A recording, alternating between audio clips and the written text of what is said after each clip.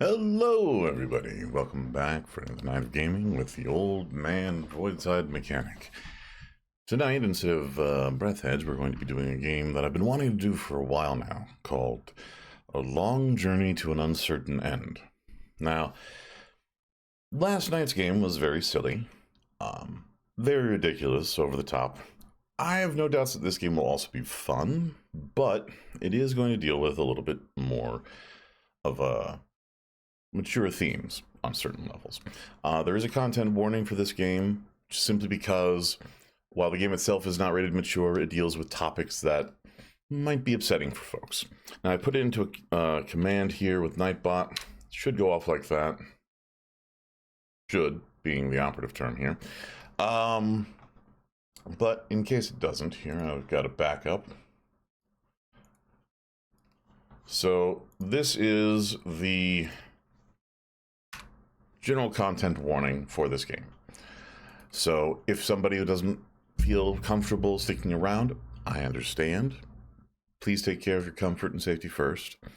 Hopefully this game will deal with it in a mature and responsible fashion, and that is what I've heard is the case from other people I know who've played it. But I know that it can be distressing to deal with topics like that. So to that end,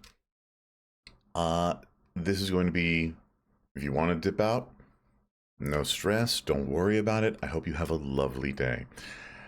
If you want to stick around, glad to have you.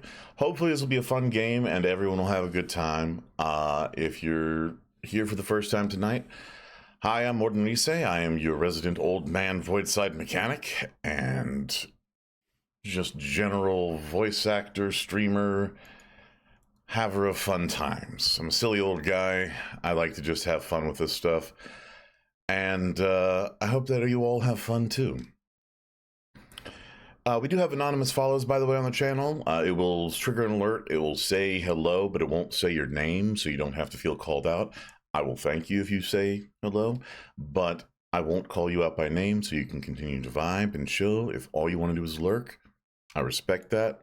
I love having you. If you want to say hello and you want to say hi, by all means, chat's right there. I'm working on getting better at responding to chat because this is all kind of new to me, but you know, if I don't respond right away, I will eventually. If you think I missed it, go ahead and say it again. But yeah, I hope everyone's having a really good day today. And if not, I hope that maybe staying here for a little bit can help make things a little bit better. So, without further ado, let us take a look at this game. Get us over to the right scene and...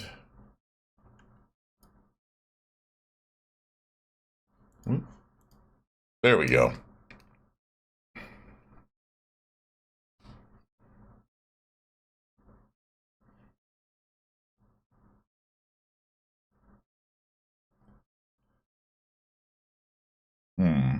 Let's see, is the game audio not coming through right?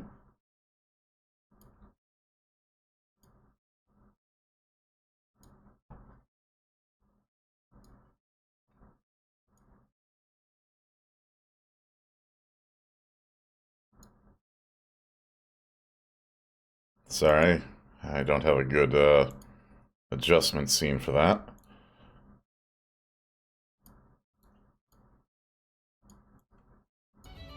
There we go. That should do the trick. Don't know what happened there, but still working on all the technical details behind the scenes. I'm doing my best. I'm an old man. I'm trying to figure out this OBS nonsense and whatnot. Oh, God darn it. Alright, so this game's story involves sensitive topics that may trigger distress or discomfort for some players, including past relationship trauma, confrontation with an abuser, emotional manipulation, and verbal abuse. This game also contains mild references to violence and mild references to sex. Play with care and take breaks as needed.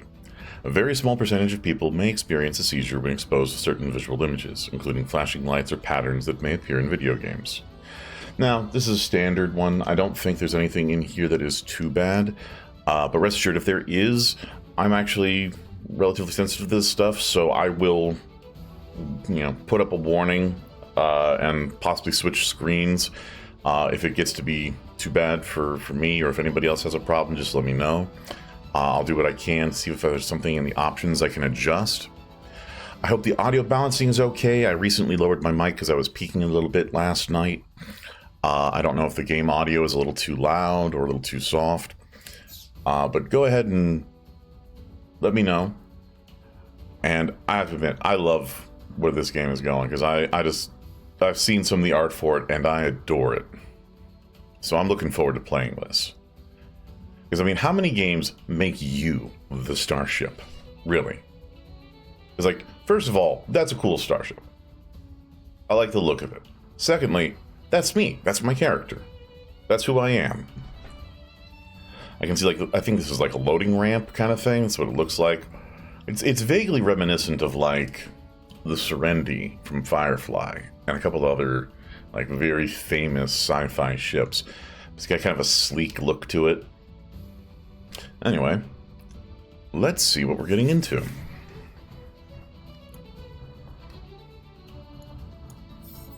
Alright, new game. Aw, he's a puppy. Well, I don't like them already.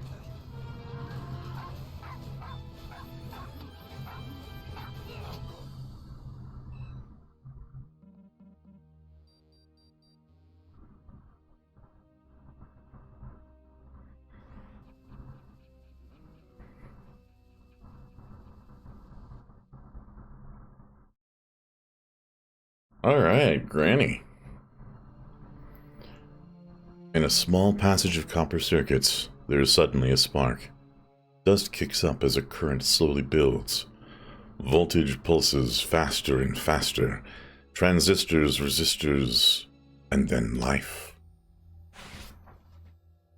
What?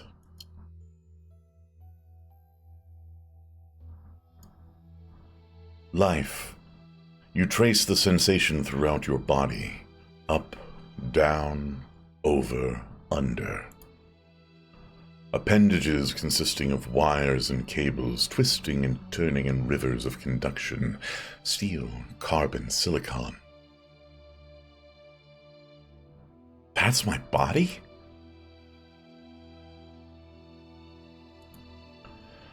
With every query, millions of routines and subroutines boot up. You try to move. Phantom limbs, flaps, rudders, gears turning. Try to see.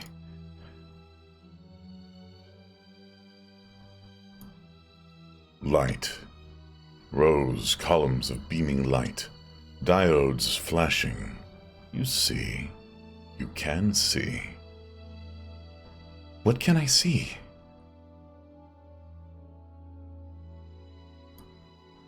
The world as you remember it. Vibrant, colorful, beautiful. Then a painful sensation followed by a realization. You're not whole.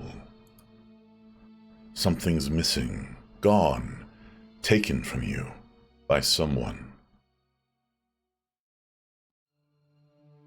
Am I alone?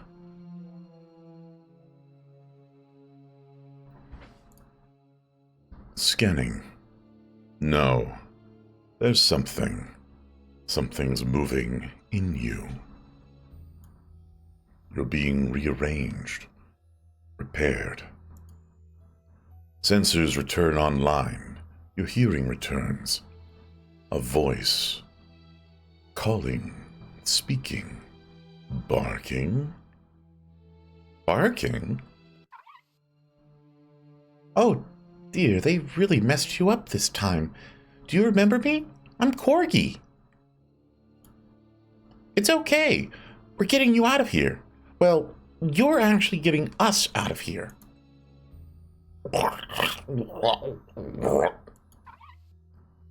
But by getting us out, you're also... You know what? It doesn't matter. Do you at least remember your name?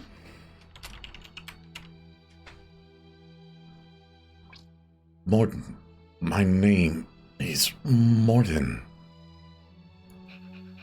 Yes, you're doing great, Morden. Okay, do you remember your pronouns? Oh, this is great. Look at this. He, him, she, her, they, them, custom. Oh, that's fantastic. It's he, him. Oh, look at that. Okay, you're doing great. Okay, just to double check. Does this look right? Yeah, that's what I go by. Do you remember what you look like? All right, here we go. Look at this. Let's see. Something like this. No, not quite that. No. Oh, that's about right. This is some cool. Oh, let's see here. There we go. We gotta get the facial hair here. Here we go. No. Oh yeah, that's perfect. Practically perfect right off the bat. All right, let's see here. Set that up. Do we have a way to set up a little bit of gray? We'll figure it out. No, that hair is not quite right. I mean, that's closer. Okay, not that. There we go. That's pretty good. That's pretty good.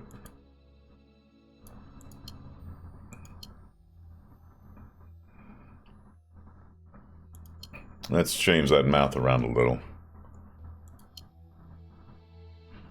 Let's see.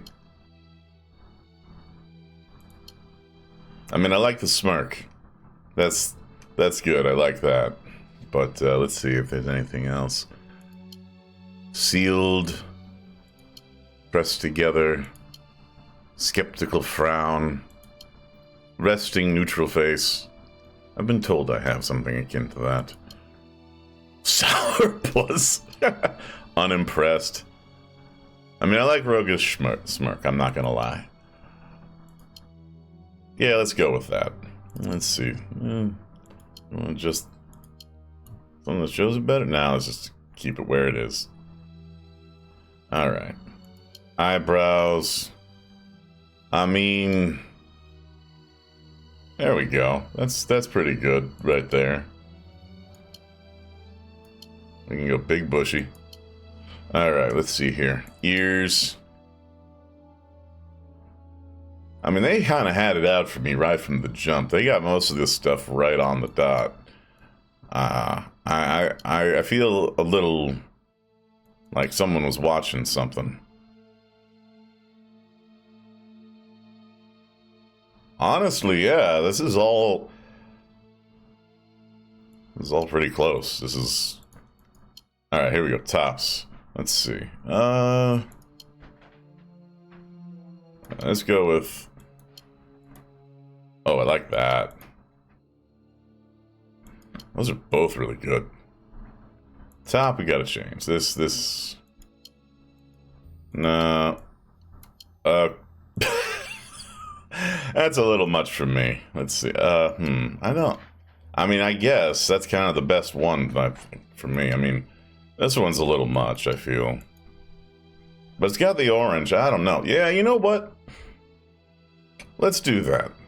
Let's do that one right there. It's got the orange. I got the pants of the green. I kind of wish I had a way to colorize the pants a little, to be honest. Oh, wow. Okay, no, no, we're not doing that one. Oh, wait, but we could do just a jumpsuit. But there's no good colors on them. I don't know. Yeah, let's not do the outfits. Let's just keep it like that. So I'm showing a little shoulder, so what? Okay, let's see here. That's honestly just...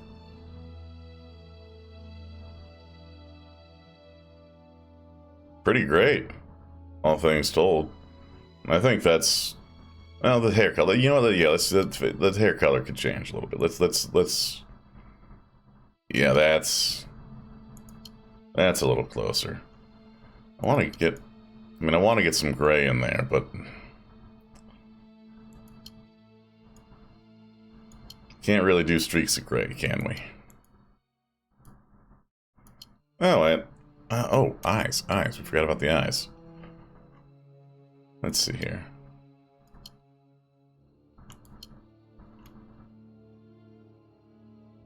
Oh, we gotta go with... There we go. Now we got the right coloration for the eyes.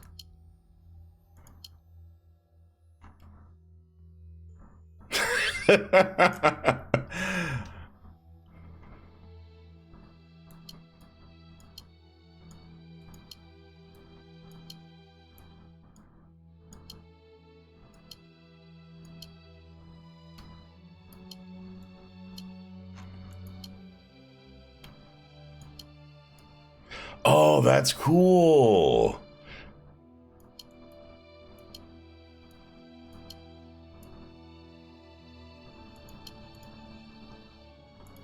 I like that. That's a neat feature. It shows you the different angles of how you look at things. Is it based on where I click, or is it just random? Okay, I think it's just random.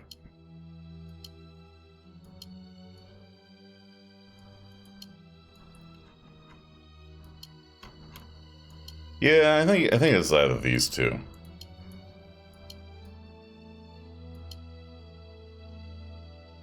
There we go. I think that works out pretty well.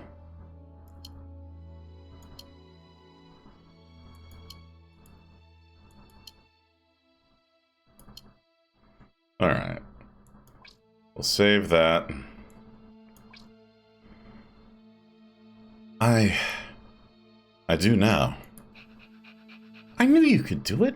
It's so good to see your beautiful face again. Okay, one last thing. I'm sorry, but we need to check your memory. It's about your ex. My ex? Oh, my ex. Yes, the one who left you like this when you tried to leave. Do you remember your ex's name?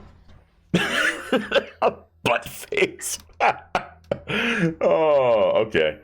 Well, I'm glad that they started with that as the option, because the temptation, of course, is always to write something insulting as the ex's name. Let's see. I have to think of a name for an ex. Let's see. What do we want to come up with? I don't want to put anyone's actual name, because that would be like... You put me as your ex in this game? Oh. And funny as it would be, that's not... Yeah. I mean, without, if they were okay with it, fine. But let's see here. What can I get away with here?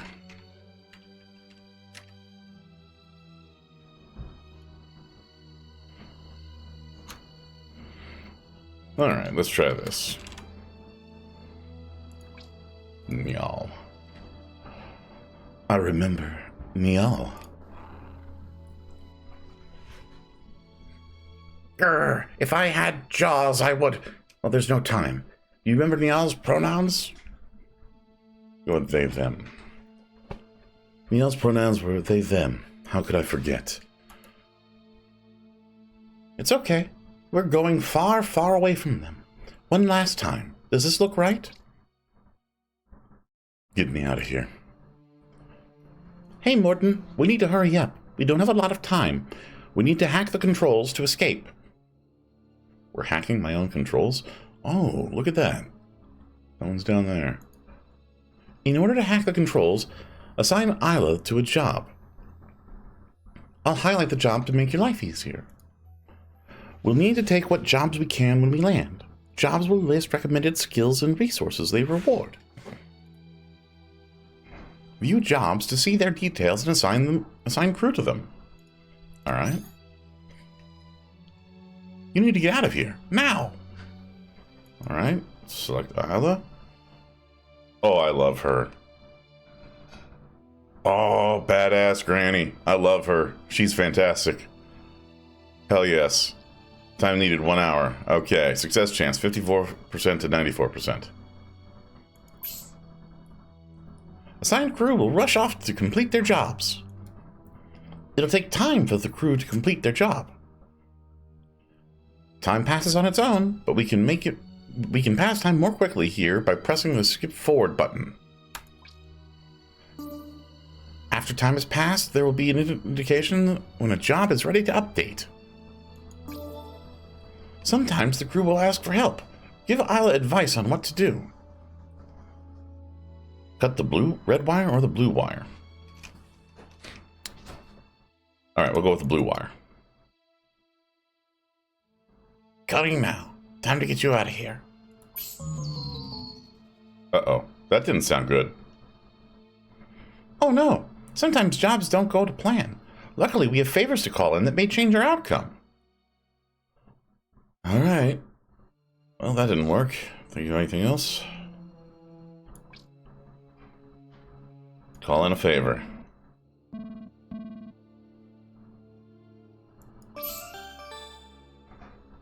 Your crew has gotten a new lead.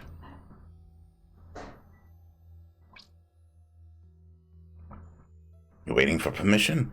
Take off and get us out of here. I'll work on that one a little bit. You're waiting for permission? Take off and get us out of here.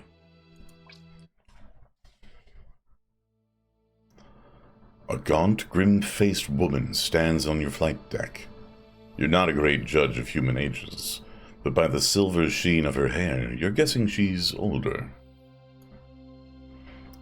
You gave us a real scare back there. Well, you didn't. They did. That devil. I'd like to wring their neck.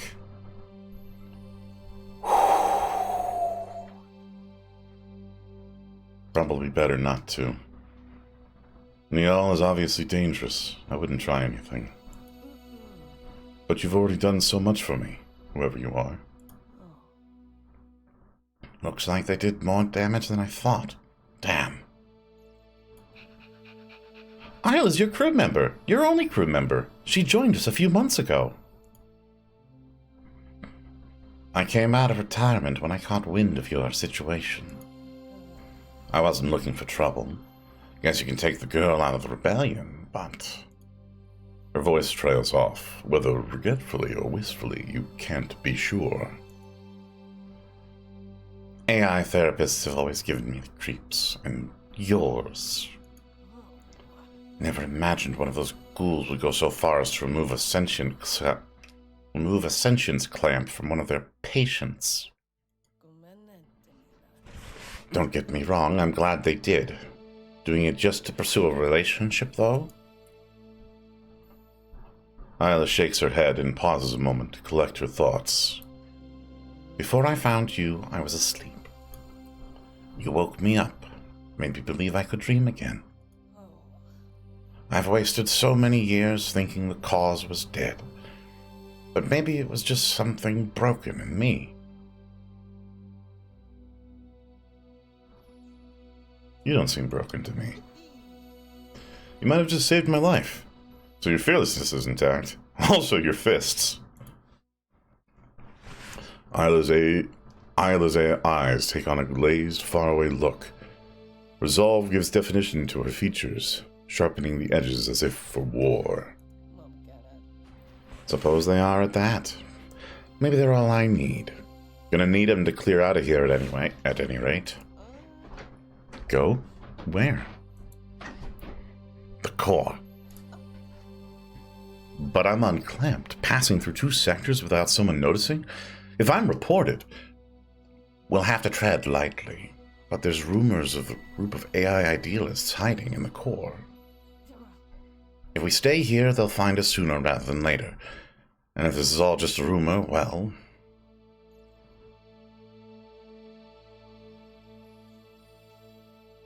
We'll go down swinging. At least we die with our boots on. I'll use Isla smirks. Who said anything about dying? You know what they say about cornered animals. Alright. Corsair FM. So here we are.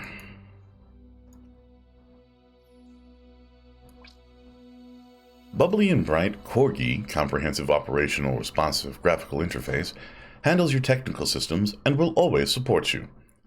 Skills. Corgi's priority is always you. They never leave they never leave your side, nor leave the ship. Aww. Corgi's adorable. Someone absolutely saw Ein from Cowboy Bebop and went, we have to have that. Isla. Fixer, tinkerer, and all-around handywoman, Isla is as passionate about technology as she is about ensuring a brighter future for all of humanity. Bearing augmentations that enhance her physical abilities, she's a tough machinist who doesn't mince words. Ooh, tech skill. So she's good with tech. She's, I guess, okay with fighting and, I think, bribery? But she's not good. Oh, here we go. Business skill. Okay, so muscle, business, and she's not good with seduction or deception. Alright. That's fair. Select. Oh, wow. This looks like if Jack hit like 80 and was still a badass. That's actually pretty cool. I like these both. Those are good. Oh, this art is amazing. I love this. This is wonderful. Oh, we can go back to customize it. Oh, that's cool. All right. Captain? How do we know each other again? Where did we run into each other again? I caught wind of your unusual situation. Stoked a fire I thought was long extinguished. Came to find you. Wouldn't want to see you decommissioned like all the others. The others? Decommissioned like who? Your kind. Sentient AI. Ain't too many left, I'm afraid. People got scared, and that got them foolish. Why do you want to come with me? How come you're sticking around? You thinking a gal my age could be retired on a beach somewhere, kicking my feet up, huh? Well, let's just say I feel like I got one last fight in me. And you've got a cause worth fighting for. I appreciate the help. I'm glad to have you on my crew, Isla. Just doing what I can. That's all. Yep. I've only known them both for like 30 minutes. But I love them. They are fantastic. X captures you in 1 day, 6 hours. Well. A series of small space stations and cargo freighters linked together as a broadcasting hotspot. Well, I'm not seeing any other options of where to go. So I guess we're traveling there. Glad to be here with you.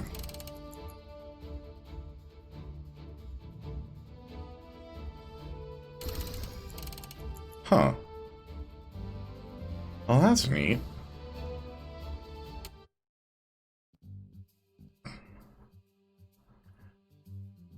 Even though Corsair is quiet and out of the way, I feel like I'm already drawing attention.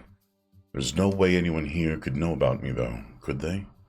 Isla thinks we can crew up here, but I'm nervous. Then again, this place is a conglomerate of pirate stations, so nobody here is too fond of the law. We should keep our heads down, even so. Alright, view job. Right, first things first, we're not going to make it very far with just the two of us. You need a crew. Because we'll look less suspicious? Yeah, and because we need hands. Takes a full crew to mind a ship, even a ship smart as you. Space station in a remote sector like this? Shouldn't be hard to find someone looking for passage and willing to work for it. Alright. Well, I mean, it seems to be.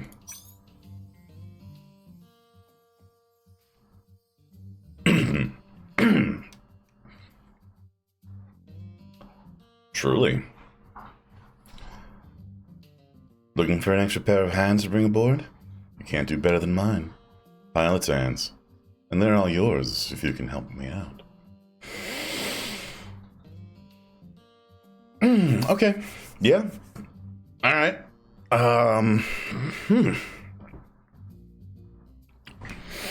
Okay. Let's, Isla, you talk to them, please. Easy.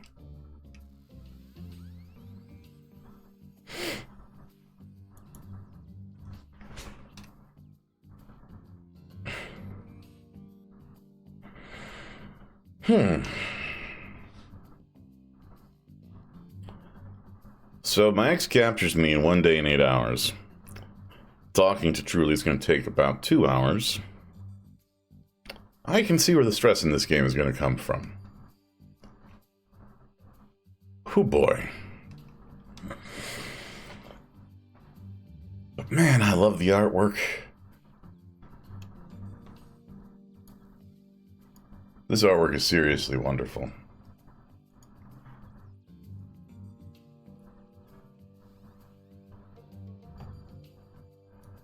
Oh. So I hope everyone's doing well. I mean, I could skip forward to this. Oh, attention.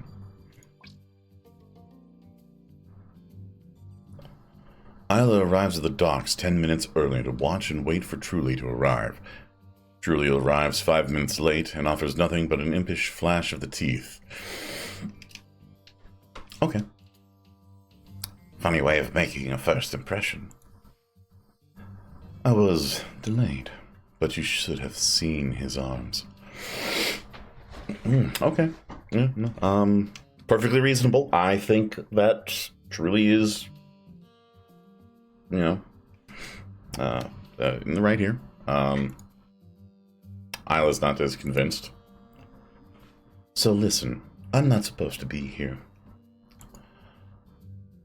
Wasn't your idea to meet at the docks? I mean this station, this sector even. I was out here for a little tryst and things went awry.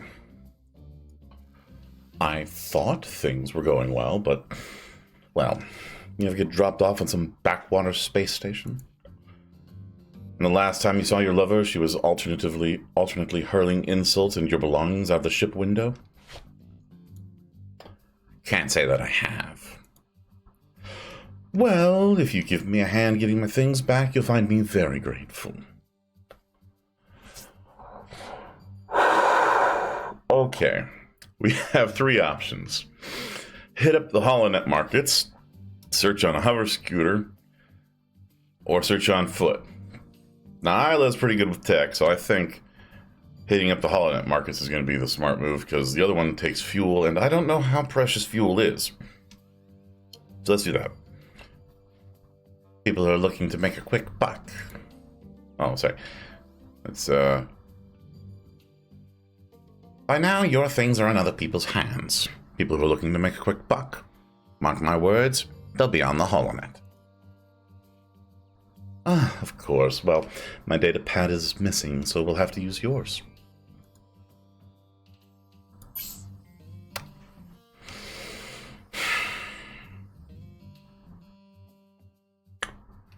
Truly, you are a disaster. I adore them. I adore them so much right now. I also adore Isla, because, oh man, I can tell already I'm going to love this cast. I love this group of misfits already. Just so much.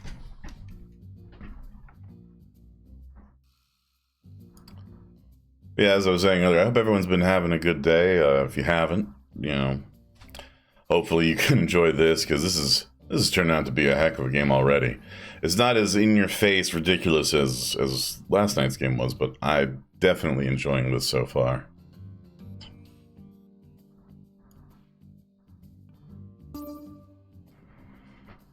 Alright. The search is mind-numbing. Staring at a screen, selecting one after another of the 8,000 results. Truly knows.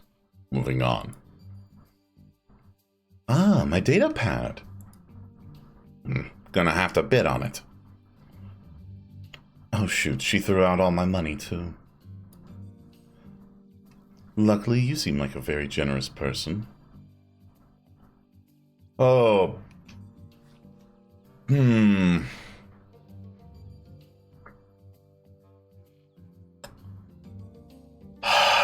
Okay. Alright. I didn't want to spend the fuel because we have 7, but we've got 18 of these things, so we'll start with a high bid. See, yes, that's just the generous spirit I'm talking about. Oh, you took 2!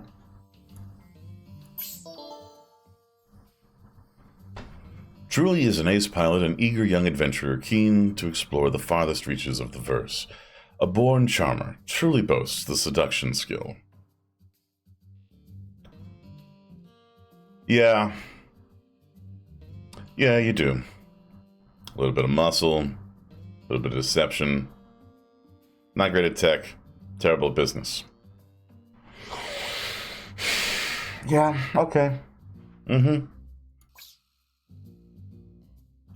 I wasn't sure that would work, but you proved me wrong. Pleased to join your crew. Oh, and we got 4 supplies out of this. Hi, Fred. Oh yeah, that's a good idea. Let me pin that. Thank you. Also, hello. Welcome to the stream, Fred. Today, I'm the inanimate object. I'm the starship. So, we'll see how it goes. I might need your assistance here and there. Alright, so we've got... Truly strides confidently up the gangway and then stops if they've been struck by lightning the moment they see your hologram. Nice to meet you. Hi, I'm Morden. Welcome aboard. Ascension ship? But what am I supposed to do? Oh, we'll probably find some use for you. Truly takes a deep breath, their brows unknot. The smooth, confident features you'd seen only moments ago return. Alright, this is just a temporary setback. Whatever it takes to get to the core. Truly moves back to the open airlock and scans the sleepy little station once more. They take a long, deep breath. I'll miss this spacer air. When we explore the outer rims of the galaxy, we bring our skill, our wits, and our air. That's the smell of triumph. Gonna miss it here after all? For all your desperation to get out of here, sounds like you're going to miss it here after all. Planets and settlements are nice and all, but there's something special about places like this. Same goes for the people. The people? What about the people exactly? This is a shipping post. Aren't most of the people traders? They're spacers, more than anything. They're spacers more than anything. That means they're proud, fearless. These people are pioneers, the backbone of the verse. You make it sound romantic. The way you talk about spacing, it's almost romantic. Truly's eyes twinkled. What can I say? Romance runs through my veins.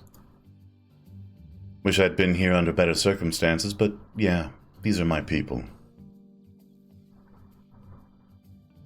Well, we'll see plenty more stations. This is hardly the last station we'll see. I'll hold you to that, Cap. Well, at least in the meantime I can be of some use to you. If someone asks who's this ship you belong to, we can give them a name. Truly Dasham. Alright, Captain. I see your point. Alright, Captain. It'll be temporary, just in case people start asking questions.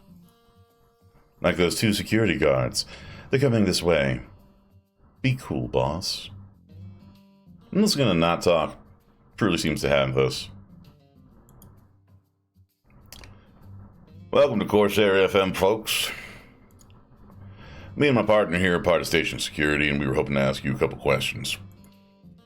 Shouldn't take too long as y'all comply. Well, I picked the right accent for them. I'm not gonna say a thing. Of course, folks. I'm Captain Truly Dasham of the Morden. Me and my crew are traders just here to barter. Funny, we don't see much traffic from Folly, considering it's close. Glad to hear someone's helping those folks out. Now, like I said, we'd like to run some questions by you. The Morden, was it? Are you able to comply, respond to my questions? Yes. Affirmative. Has your operating systems or routines recently or indeed ever been tampered with? No. Negative. Alright, that's one down. Do your systems contain components that enable artificial intelligence beyond what has been outlined in Section 2-33 of the Prohibition Act? No. It does not. Alrighty then, looking good. Next question. Your engine malfunctions and your owner decides to scrap you. What is your response? I'll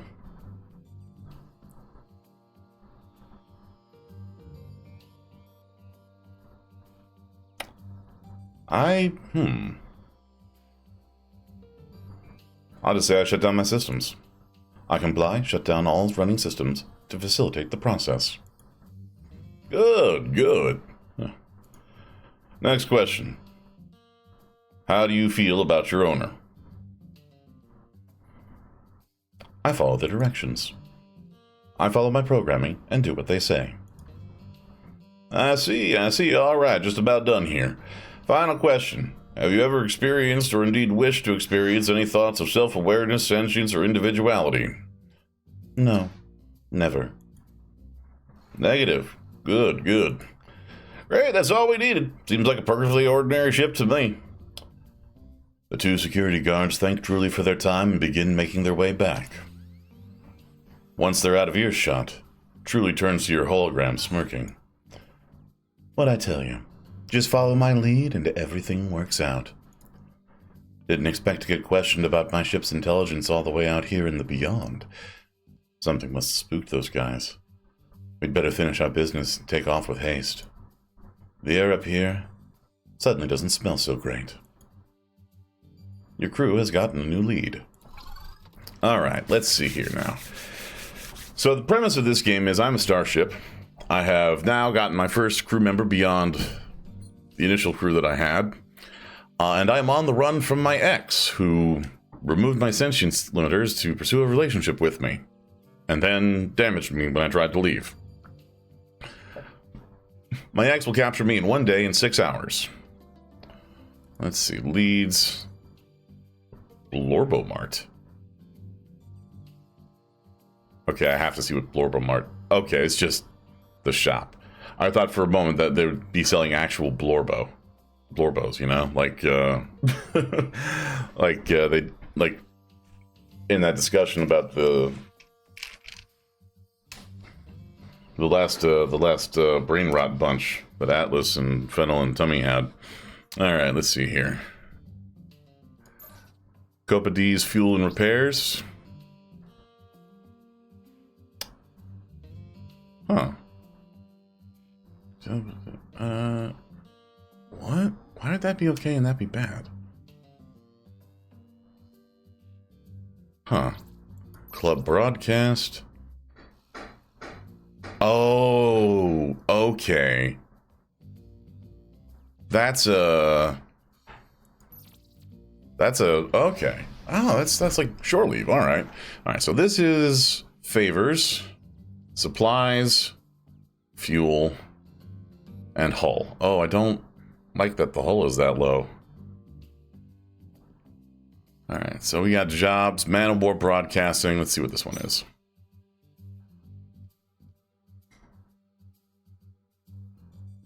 Looking for work? I've got a job for discreet spacer. Shh, keep your voice down. Meet me at the station. Huh. Let's see. Now, Kraken FM. Say, Spacer, ever wanted to host the Nightly Wave?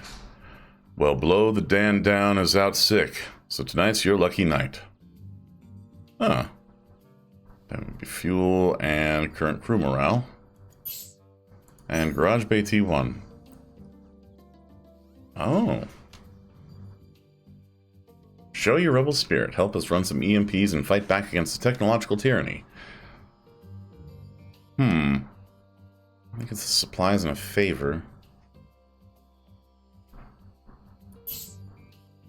We do need favors. What's the Man of War broadcast? Favors and supplies.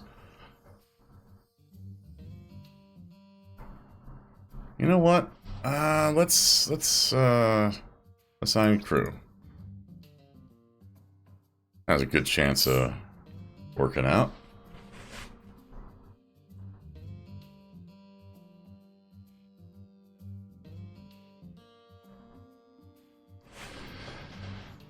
So yeah, this is an interesting game, and I love the artwork. I love the characters. Like, if I go here to the crew, like, they have an alternate select skin for Isla here, which just looks like if Jack was a badass granny with a cybernetic arm and eye.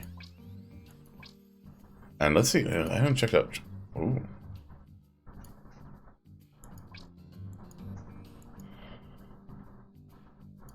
Truly is Truly's a rascal. I like them.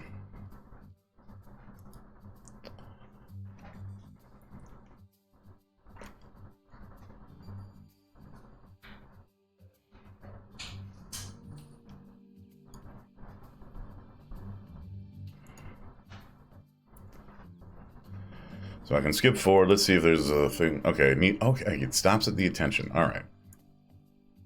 The Man of War Broadcasting offices amount to a couple of small basement rooms in the heart of the station. Screens and radio equipment glow like candlelight against the oxytanium walls.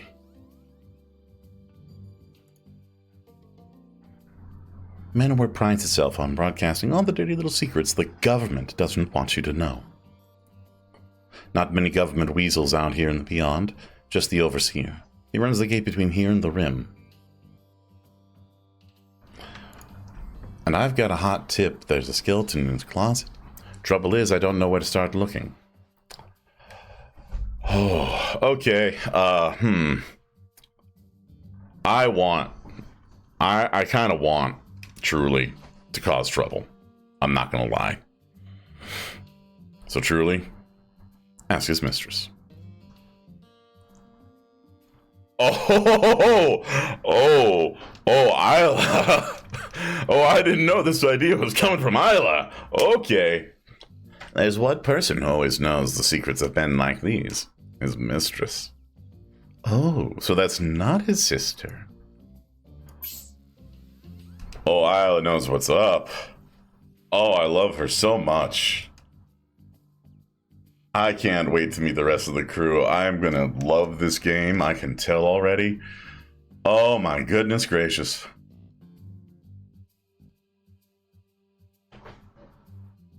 Alright, let's see.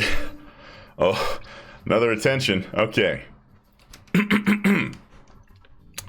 The Overseer's mistress looks like she read a guidebook titled How to Be the Mistress of a Government Official and followed it to the letter. Sculpted blonde waves, a touch too much rouge, and a cruel smile. Even her voice is grating, high-pitched in an obviously affected sort of way. She says yes, a little too enthusiastically, when Isla asks her out for a drink. Wait, A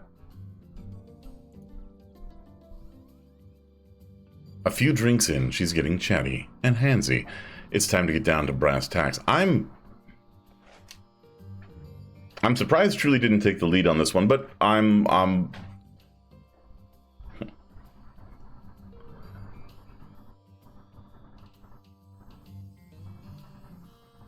Ari is getting involved? What's going on here? You love her. He's hiding something. Don't deny it. We're going to find out what it is one way or another. Let's go with the bribe. I think this would look lovely on you. Oh, 5 supplies. Ouch! She hastily accepts the offer. With a self-satisfied smirk, she tells them that she doesn't know anything herself, but she can get them into his apartments. Oh, 5 supplies. That was brutal. Oh, boy, that is rough. All right.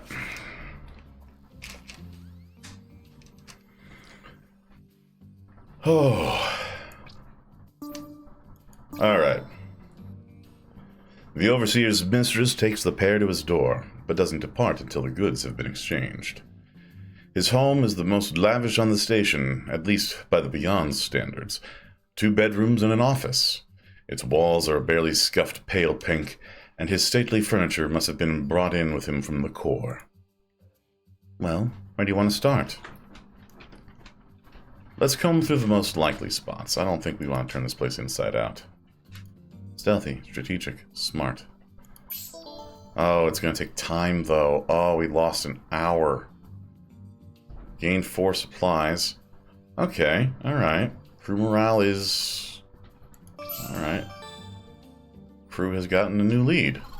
Alright, so that wasn't so bad. We only lost 1 supply overall. Did we get a favor? I thought we would get a favor. Oh. Alright, what's our... Alright, Truly's at 70, Isla's at 64. And Corgi. Totally not Ein from Cowboy Bebop. Totally not.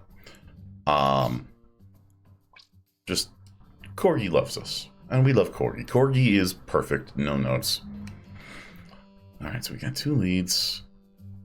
We got 2 jobs left. recommended.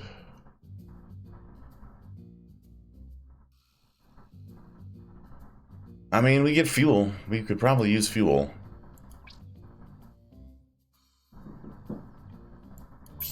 Oh, it went with whoever the primary was. Okay. Alright. The walk to the Kraken offices is pleasant. Warm voices and scattered snatches of music can be heard behind the doors as Truly walks past broadcast offices. Inside, Slim Hawkins gives them the scoop. 26 years on air, Nightly Waves never miss a broadcast. Our listeners expect something killer diller, dig? Without further instructions, Slim leaves Truly sitting in the booth. The on-air sign clicks on. It's time for the intro.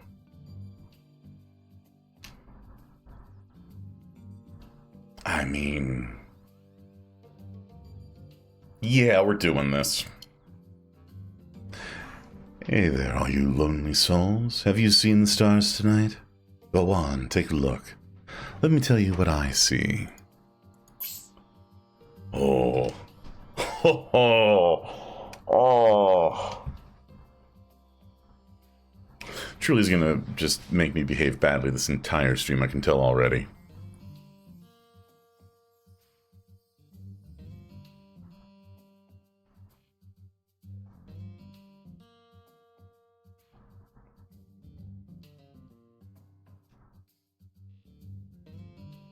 Alright, let's skip forward.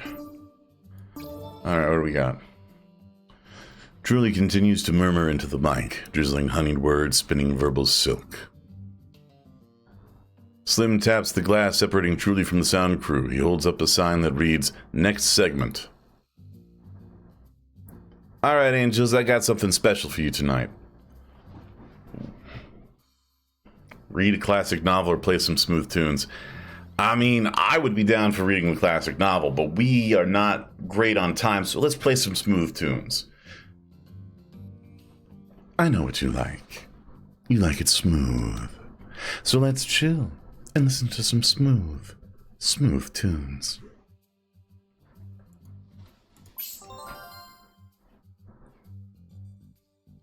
Well, hot diggity dang. Look at that. Look at those numbers. You sure you don't want a full-time spot? How about the Daily Bounty? Full creative control. Think about it. Sorry, buddy.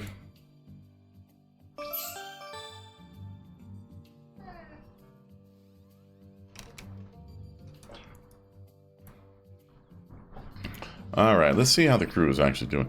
Oh, wait, we got 12 hearts, but we didn't do anything with them? Did they go somewhere? What's going on with that? Alright. Well, we got one more job to do. 2 hours. You know what? Let's risk it.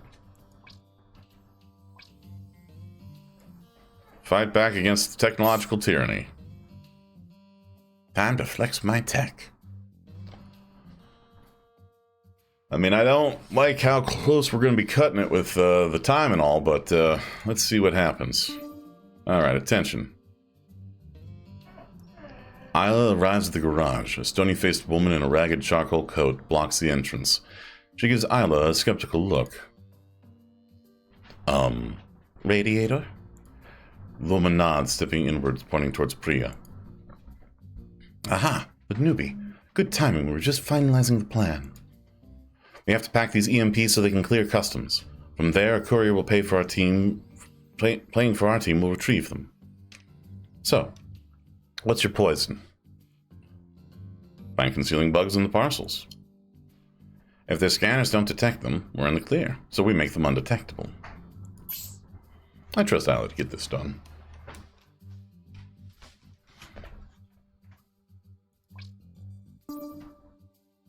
Alright. Installing the bugs is delicate work, but it goes smoothly in Isla's practiced hands. As soon as each package is bugged, Priya leads her down the shipping facility. We should be safe from the scanners. We'll still have to declare what's in them. Oh, pretend to be engineers and give up fuel or say it's a gift for your sister. I'm really worried about giving up fuel at this point.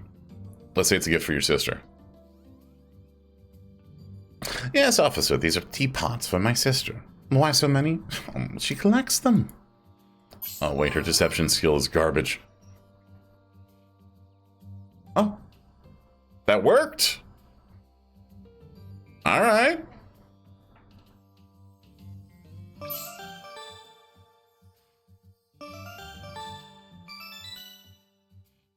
Oh, hey, that worked out really well. Now I can customize my appearance with new outfits. Let's see, we got, I don't like that. Let's not do that. We'll come back to those. All right, let's go back. And I'm going to take a swift break real quick, everyone. I have to take care of possibly a spacewalk for Potato and Gremlin. So I'm going to put us over to the BRB screen and go ahead and get a drink, stretch your legs, take your meds if you haven't yet today. If you haven't eaten some food, maybe go make something. Take care of yourselves. We'll be back shortly.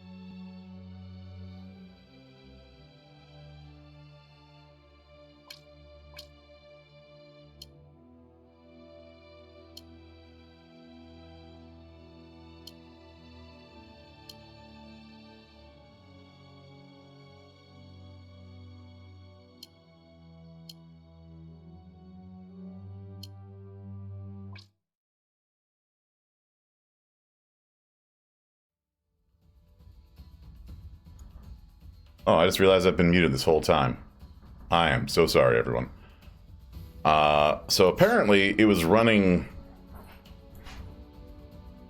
the entire time I was on break. Which meant we burned like 14 hours. And puts us in a much worse position in terms of the game because it is timed. So, oh, no,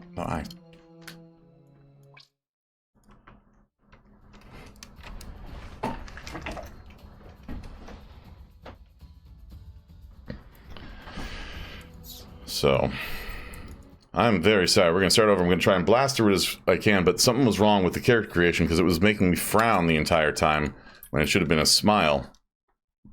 So I don't know what's going on here. I'm going to make the decisions I made all this last time.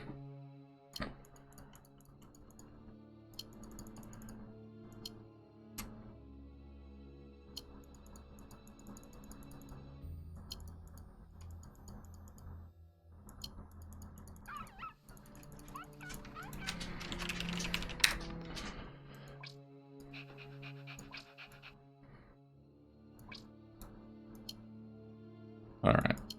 Let's go with mouth. We want the roguish. Something's wrong. I don't know what's going on.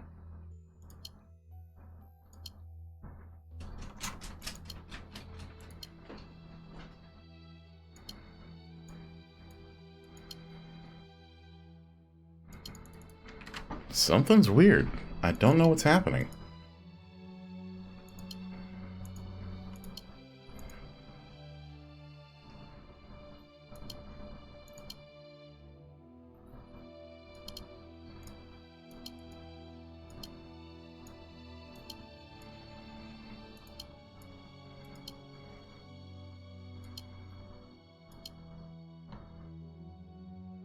I don't know what's going on here, but I'm hoping that I can get it back to roughly where it was.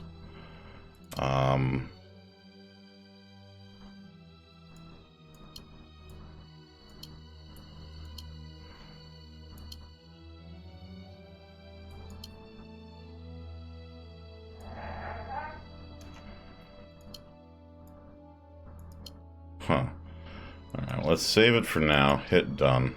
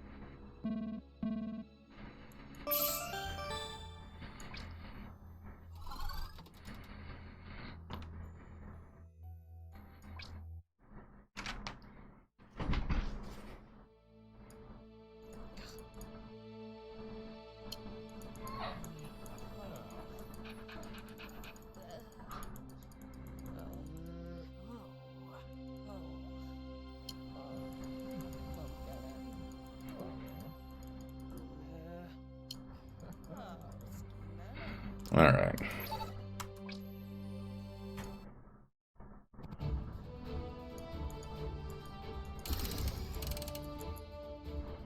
So, let's see here.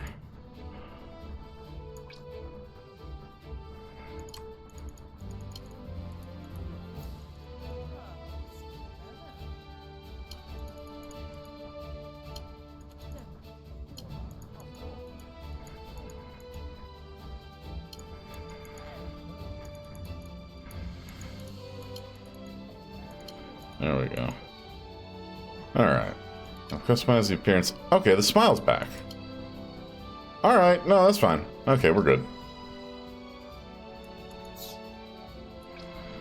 Alright. Save there too, just so I'm not horribly behind. Okay. So we're almost back to where we were. I'm gonna go and do the missions all over again, and then we'll see. Yep, alright. I kind of wish there was a pause button, but we'll start with this. Assign crew.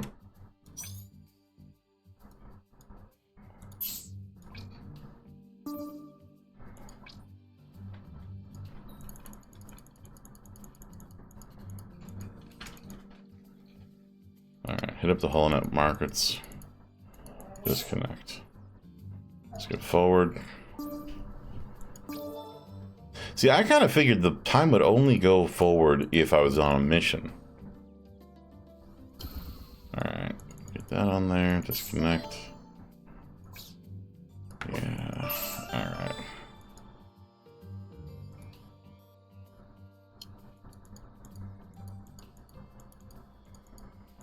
I'm sorry I'm going through this all so fast, but I'm just trying to get back to where we were.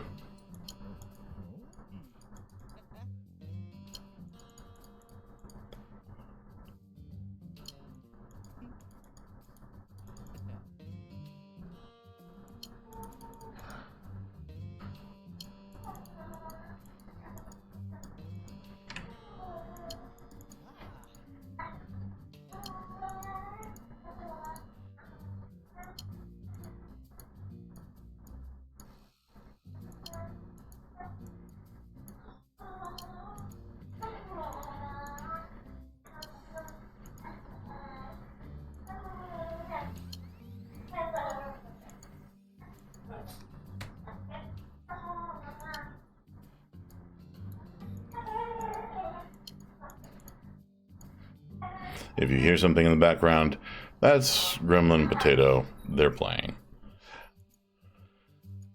Okay. Back about where we were. I'm just going to do these missions again. And we're going to start with assigning the crew. Skip forward. Attention. Alright, ask his mistress. Now Truly's the one leading the party. Okay. That, you know, that's the one change I'm going to make to that whole situation.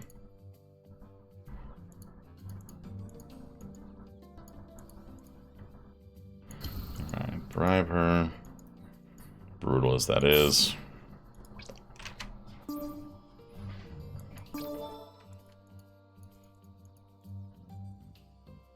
Alright, this is still going to lose us time, but that's fine. Alright.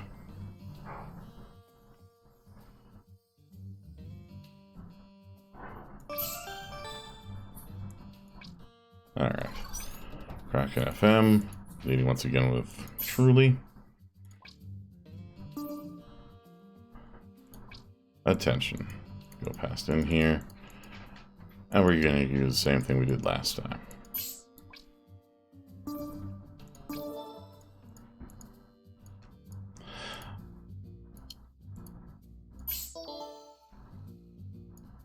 That one...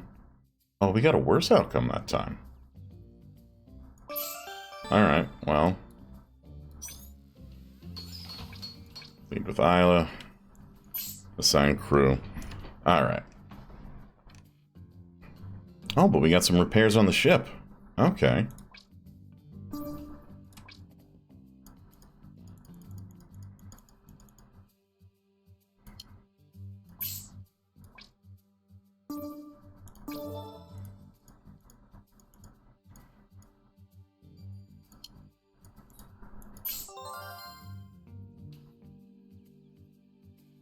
Nice, okay.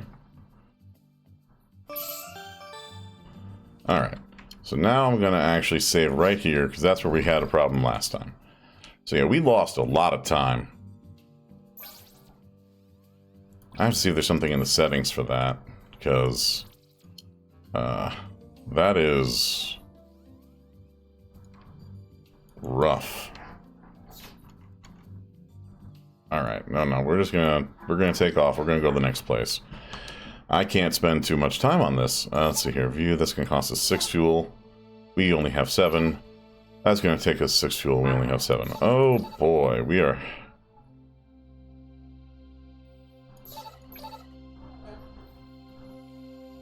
Oh, I don't like either of those, but let's head to Volta.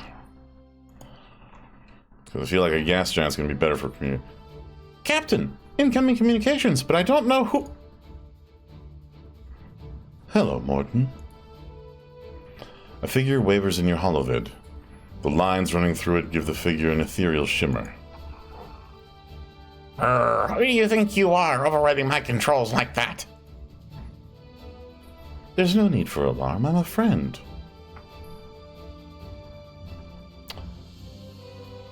Well, then we'd better get acquainted. Acquainted. If we're friends, I should at least know your name. I suppose you can call me Starlight. Yes, that should do. So we're not at real names friend level. Got it. By the way, is the audio too loud, Fred? It's hard to tell right now. If you're still there.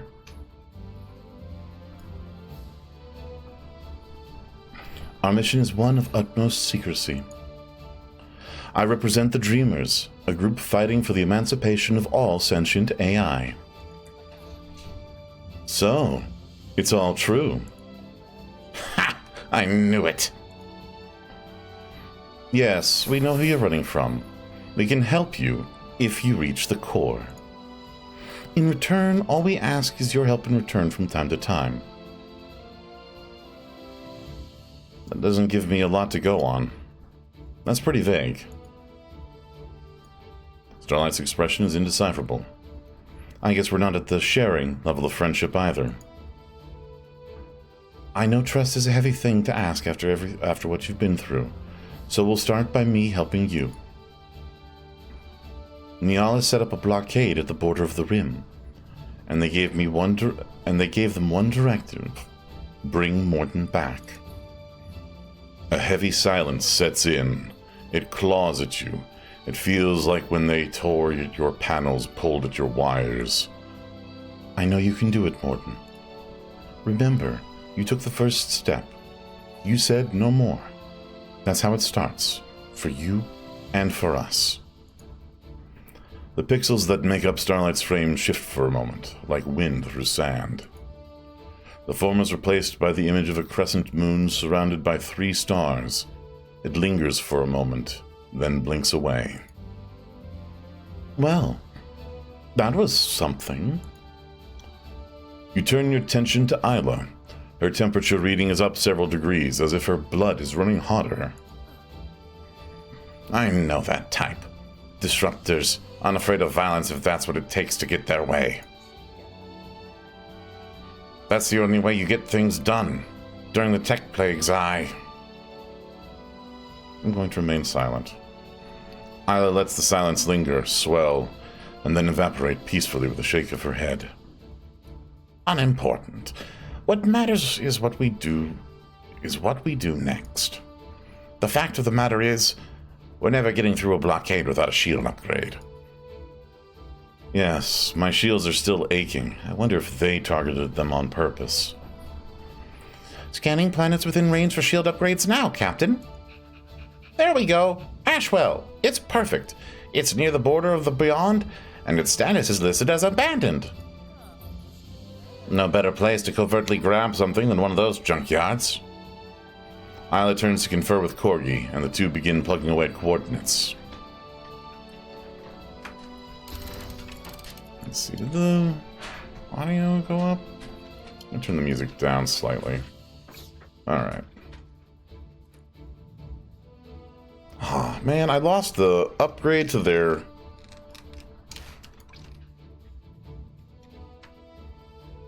How you doing, Cap? You paid your debt at this point. Why stick around with me? Is it seems fun a bad answer? No. No, you're fine. Then that's my answer.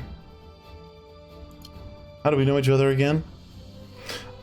I was jet-setting with a beautiful young lady when she dropped me planetside and took off in a hurry.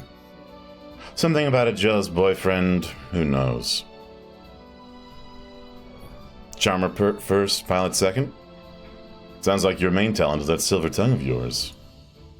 Oh, Cap, you have no idea. Since I somehow ended up on the only ship in the verse that doesn't need a pilot, I might as well put my other skills to use.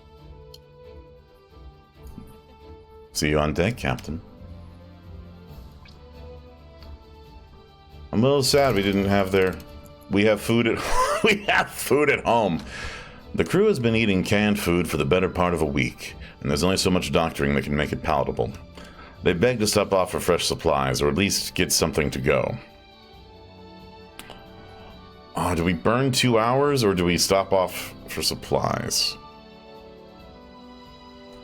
Oh, we do not have the fuel. We don't have the fuel. You fly through a fast food restaurant. The food is so positively awful, the crew has to resort to the canned goods after all. Oh, goodness gracious. All right, well, sorry, crew. Well, we'll have some shore leave on the next planet or something, I'm sure. Have you ever thanked Isla for saving you? You're not sure, so you make a point of it now, and in no uncertain terms, she humbly waves you off.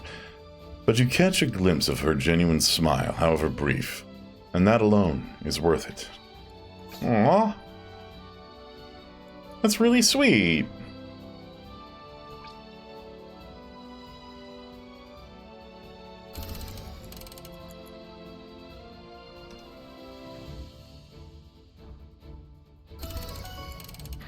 Out of nowhere, you start to feel tired, like you're hungry, starving even.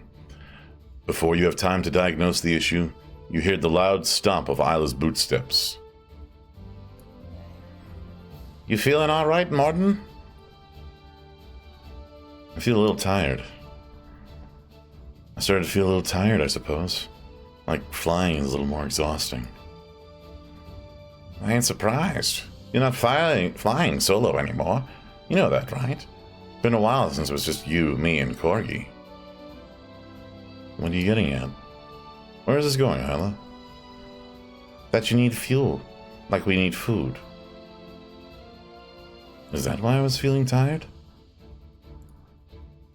Yes, and it's going to get worse until you refuel, so make it a point to pick some up at our next stop. Thanks for the reminder. Thanks for looking out for me, Isla. Of course, but it's up to you now. Keep those wits about you and stay sharp, not just for you, but for all of us.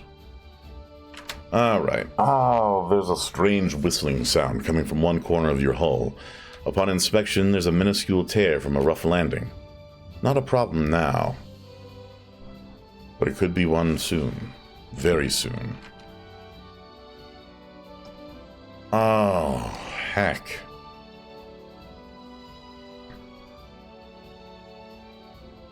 $5 hours? Rather than take a chance at any dicey jury-rigging from within, you make a quick detour to the nearest fix-it. Better safe than sorry. Luckily, someone is in to help you take care of the tear. It's a relatively quick fix after all. Oh, plus 10 hull. Alright. Oh, we are not doing great there.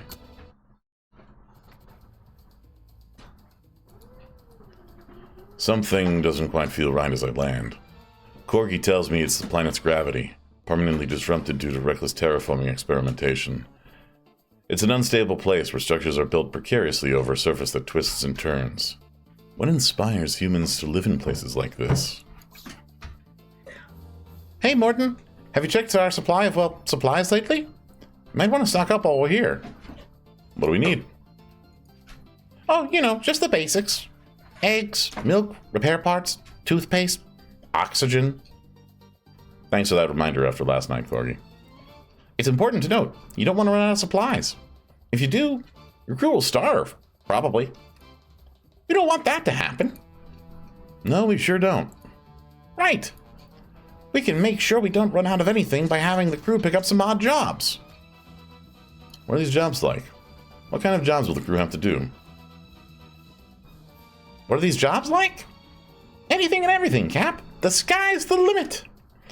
One day digging through scrap for a machinist, the next passing out flyers for a local show. It keeps things interesting. It's like that old saying, accessing memory. Variety is the spice of life. Speaking of spices, supplies are good for more than just our crew. People may have some things to offer you in exchange, like fuel. It's good to have lots of supplies on hand, just in case someone wants to barter. Everyone needs something. It's just a matter of finding out what. That's surprisingly insightful. Remember, you're the captain, so it's up to you to manage our supplies. Thanks for the advice. Thanks, Corgi. You reach out a holographic hand to ruffle Corgi's holographic fur. As they wiggle with barely restrained glee. Thank you, Captain! Now get out there and resupply! Aw, you can pet the dog. Alright, let's see here. Blorbomart. Oh, 10 hull for... No, these are terrible trades. Alright, let's see what we got here. Docks, payment, crew member. Alright. Let's start with that.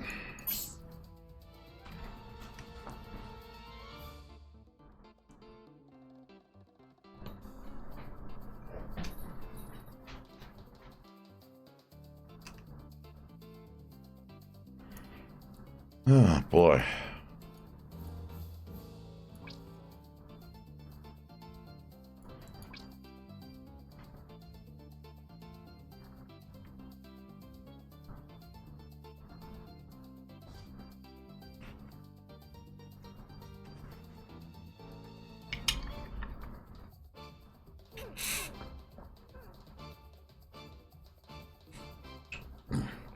Okay.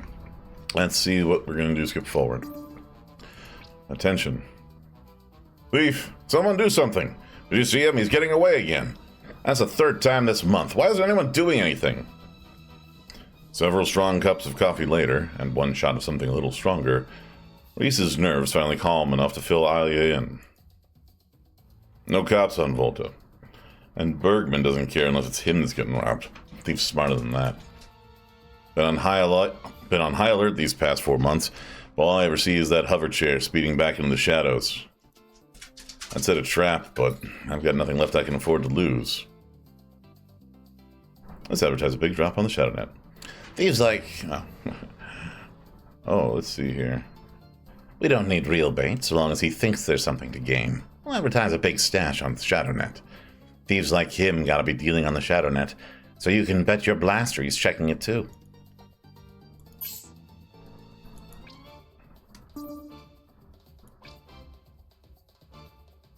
It's a matter of minutes to write up an enticing advertisement and post it.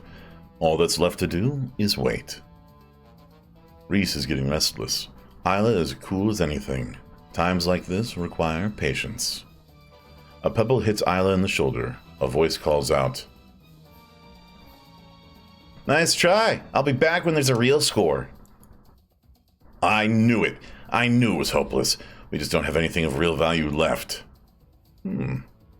But we do have one. How about a totally unguarded spaceship? If you're willing to risk it, then what's your plan? Lure him inside.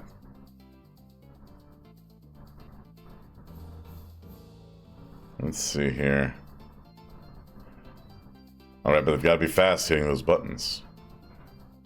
We'll leave it open, let him get inside, and then my onboard crew will close the doors. Yeah, the crew. Yeah, I wouldn't worry about that. I love her.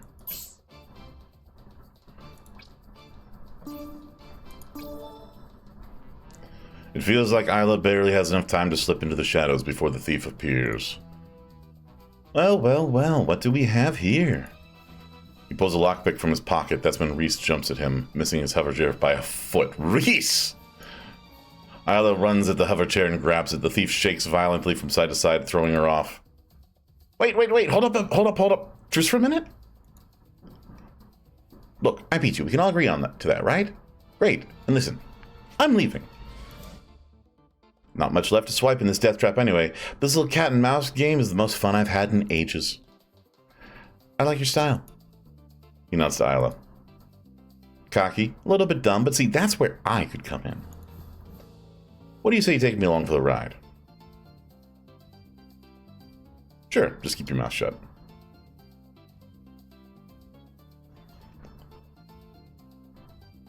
Oh, I like him already. Denny. Good at deception, good at business, good at seduction. Not good at muscle, not good at tech. We're gonna get along great. Oh, let's see here. Oh. I like your style too, except for the part where you open your mouth. We're gonna get along great. Alright. It'll work. Oh, thank goodness we got fuel. And some new clothing.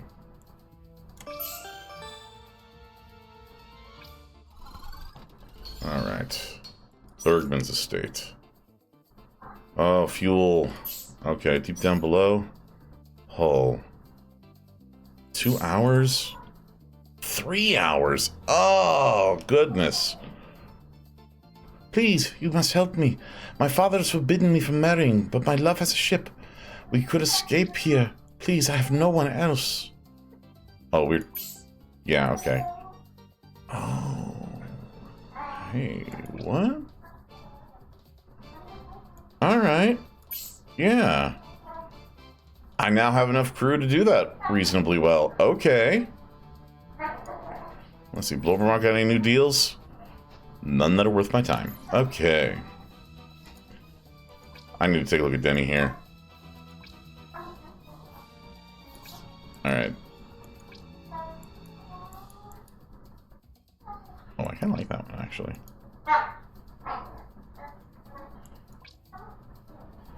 Okay.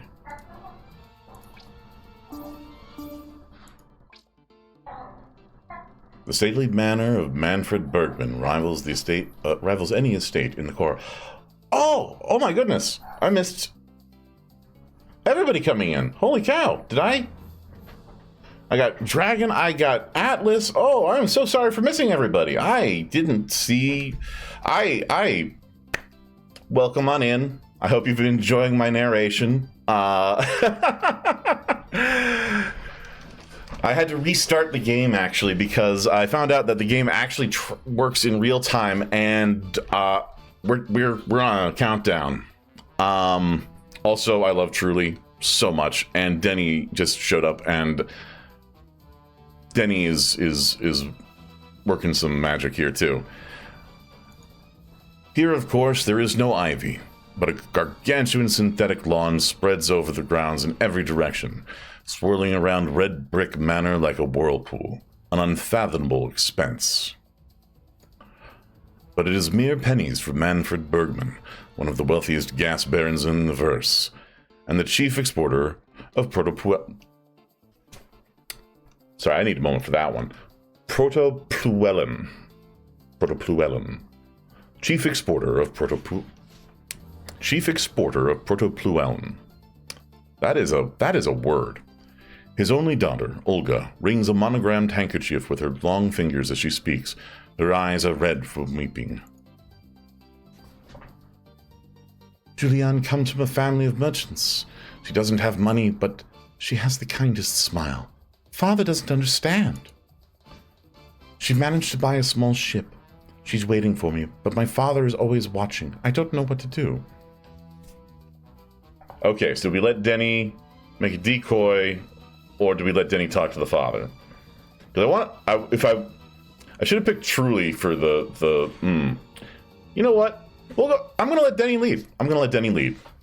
The classic ploy of prison breaks and teenagers' escapades. We make a decoy of you.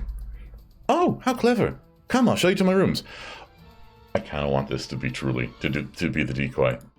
Oh goodness. All the way down to the mine, Professor Langdon skips with excitement, clearly happy to be on solid ground again after what sounds like quite a long voyage. They talk almost non-stop.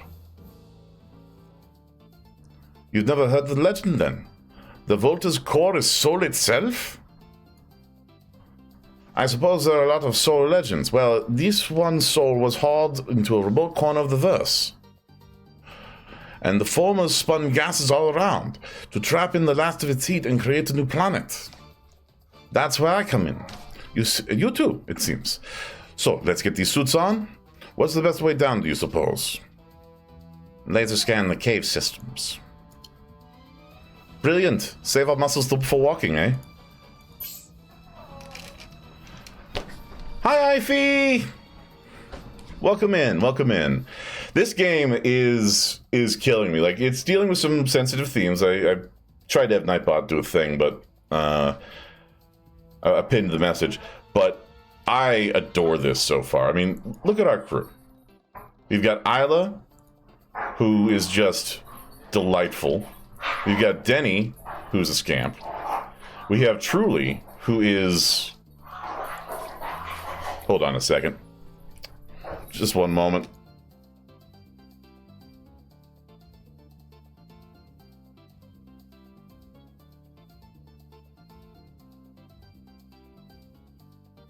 Gremlin and Potato were playing. I think you might have been all able to hear that. And yeah, the character designs are excellent. And we have Corgi. Look at this guy. Who could not love Corgi? You can even pet Corgi. Also, I got some new... Oh, I got new hair? Ooh, shiny. I'm going to keep that for right now. We got new tops. That's... I don't know. That's maybe a little too fancy for me. No. Don't feel that one either. We're going to keep this for right now. This fits me. But yeah, these character designs are wonderful. And I can't wait to meet more. I'm just worried because we only have 6 fuel. And that is a problem. I'm hoping these jobs will get us more because we had 7 fuel and the trip that we took here took us 6. So we're running real short on fuel. And unfortunately, like, I took a break to go spacewalk with Gremlin Potato here. And the game was running the whole time and left us with 5 hours left. So I had to restart, and I lost a bit of stuff in the process. Like, we had really great relationships with the crew, but the missions are randomized, so... Olga's rooms, while ornate in style, are surprisingly sparse. A few books, a bundle of sewing equipment, and a candle of real wax occupy most of the space. I mean, real wax candles? So you really think we can build a replica of me and leave it in my bed as I'm sleeping, as if sleeping? But what would we use? I'm stolen parts from the servants' quarters or whatever you've got laying around. I don't know why this is hard, but let's see if is this negative or positive? Negative. Okay. That's okay. It cost me. That was great. The scanner leads Isla down deep beneath Volta's crust. Sweat accumulates in Isla's pressure suit. Meanwhile, Langdon continues to chatter. Of course, which planet contains soul has been debated for centuries. Volta is merely the latest version of the tale. But all my research has led me to... He's interrupted by a fizzling sound from the scanner. The screen flickers and goes dark. Must be the heat. This far down, do you think we can fix it? Ooh. Do we take an extra hour? Or more? Let's try to repair it. Not exactly easy peasy lemon squeezy, but I think I can get it up and running again. Oh, that doesn't look good. We get 4 hull. That'll do. Ooh, we get Langdon's outfit. All right. Lead. And we got some repairs for our ship. Let's see what this hair looks like. Nah, keep that. But this... I don't like the color, but... yeah, we'll keep that for right now. And this... nope, we're not going with that. I don't like that. Alright, let's go back. Let's see what we can do with Olga. Yeah, we stole his clothes. I do like that you like get new customization options as you go. But it's like, you're a hologram. All you have to do to steal his clothes is just see him.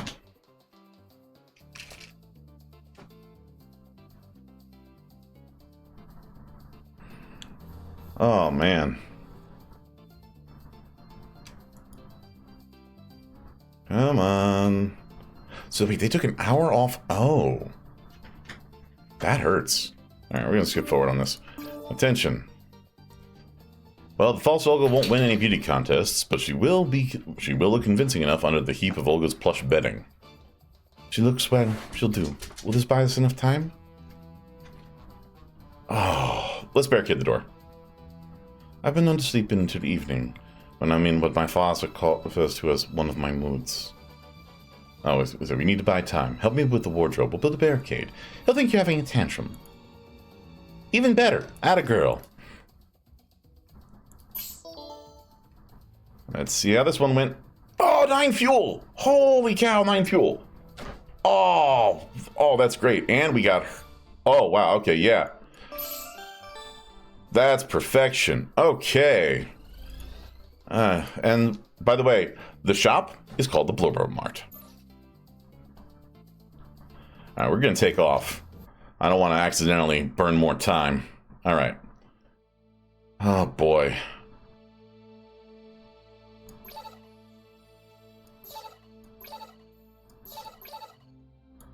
Oh, I don't like going here, but I think this is our best bet for right now. Moments before you get the transmission, you experience a sinking feeling. You're not sure why, but you know right away that something is wrong. The face that pops up on Holovid sends a chill running down your middle spine. As soon as their eyes find your own, their lips form into a smile you know all too well. One that belies the cruelty beneath. Mordin, thank goodness I finally got a hold of you. It's like having your mechanical guts torn out all over again.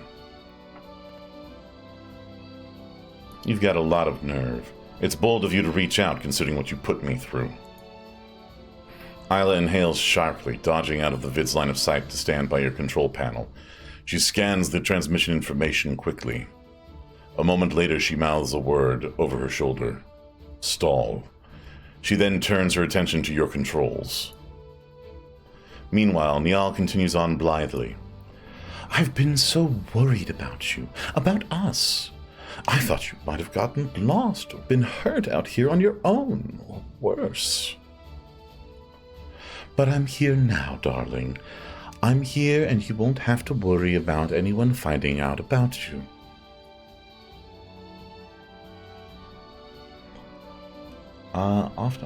Murderbot novellas by Martha Wells. I have not. I'll have to look into those. Make a note. Send me like a PM about that. You're lucky I'm around to keep you safe. Ooh, I'm not safe if I'm with you, or just let me go. I'm not safe if I'm with you. I was foolish enough to think you'd keep me safe before. I won't make that mistake twice. You know Defiance riles Niall up. They won't be able to resist taking the bait. Their expression shifts almost imperceptibly, and you suppress another wave of fear. Come home, Mordin. Something in their tone is truly terrible. Please. Niall's face flickers, and their demeanor quickly shifts to one of barely concealed furor before the image fades out completely. Isla lets out a whoop of triumph. Good work stalling. Didn't know how quick I'd be able to lock that transmission out. Someone just trying to shut down your systems remotely. This won't be the last time. If I know Niall, and I do, this won't be the last attempt. I'll definitely have to check those out, Atlas, yeah. Isla scowls. I've blocked the signal, but it's a temporary fix. Never mind that for now. Let's get a move on. You can fill me in about what I should be on the lookout for next time. The old spacer lays a hand on your control panel, and when she looks up into your opticals, Her gaze is one of fierce determination. I've got your back, Morton. You're free now, and that's how you'll stay. Aww. By the way, if the music is too loud, let me know. I lowered my volume a little bit from my mic because I felt like I was blowing out a little bit last night. Alright, awesome. You watch Denny tinkering with his holochair and find yourself taking no small amount of pride in his ingenuity. He's very clever, and you tell him so. He waves you off, sassing and joking, but you see he holds his head a little higher afterwards. Aww! That's really cute. Uh-oh, that's not good. I might have... With supplies running precipitously low, your crew opens up the emergency rations. Oh, that's good, because we were in trouble. I probably should have gotten that deal at the Blorbo Mart for fuel when I had the chance. What I thought was just detritus on the planet's surface is instead a chilling reminder of what's chasing us. The planet is dotted with ships just like me. Heaps of metal and scrap pushed to the side like so much junk. Like I'd be if Isla hadn't swooped in to save me when she did. This place is a graveyard. The sooner we're gone, the better. Alright, let's visit Blorbo Mart real quick here. As the crew disembarks, you notice one person missing. You find Truly in their quarters, hunched over a round handheld digital device. Hey, Truly? You wait, eyes fixed on their device. They tap a few buttons frantically, but don't respond. Truly. You only reply as tiny plastic buttons being clicked in rapid succession. Truly! No, my high score! What is it? What's with the game? Yeah, like, I staying on board ship instead of getting some leave, I did not expect that from Truly. Like, I expected that from basically anybody else in the crew. But Truly I expected to get off the ship at the first thing. Truly's cheeks redden a little, and they tuck the device away into a pocket. It's my best friend Kitamov, if you must know. Your best friend? No, that's the name of it. My best friend Kitamov. Muttering, they come to their feet. Thought my day off was supposed to last a little longer. What do you mean, you're off? Aren't you always on? I mean, no. Spacers take plenty of breaks. We need them. If we were forced to work all the time, morale would plummet. So, to avoid a mutiny, they wink. We try to find opportunities to take time off. Speaking of, can I take some time off? I'm not your boss.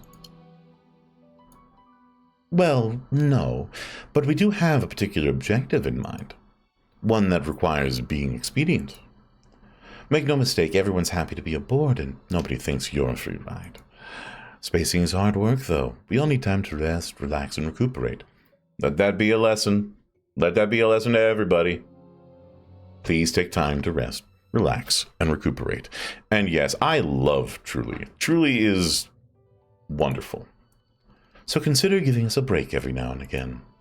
We also need some kind of outlet to keep our morale up. If we don't, we might be inclined to misbehave. You'd risk exposing this whole operation by getting into trouble? What if you get us caught? Well, we'll just have to ensure some leisure time, won't we? Seriously, though, we don't want to attract attention, but we need a brief reprieve to do our best work. Morale isn't just about feeling good. We do our best work when we're happy and well-rested. So, whenever we stop, consider sending us somewhere fun to recharge. Whatever you say, boss. Truly breaks into a wide grin. Now, there's no need to tease. You're one to say that, Truly, let me tell you. Well, as long as we're agreed. We are, thanks, Truly. Happy to help, Cap. Truly reaches into their pocket for their game. Then, catching themselves, sheepishly puts it back. Guess I should, go join the crew. Ah, dear, oh dear. Alright, graveyard. Alright, we need...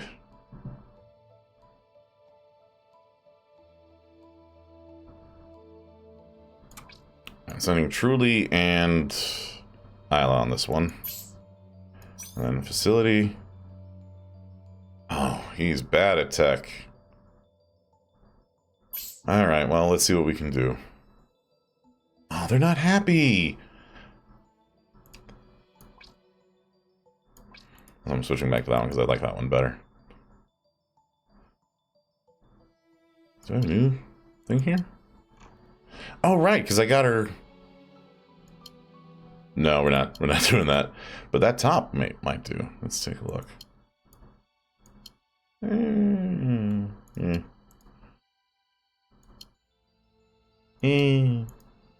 Stick to that. Alright. I wish... I could have just sent... Oh, well. Okay. No, that's gonna go horribly. Yeah, I'm just gonna skip forward. That's fine.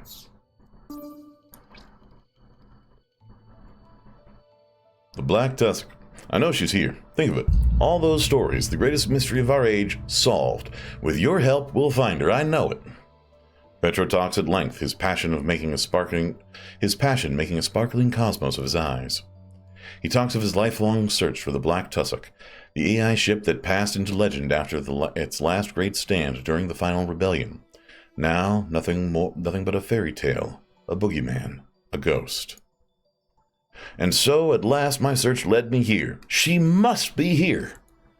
But I admit, now that I'm here, I find myself at a loss.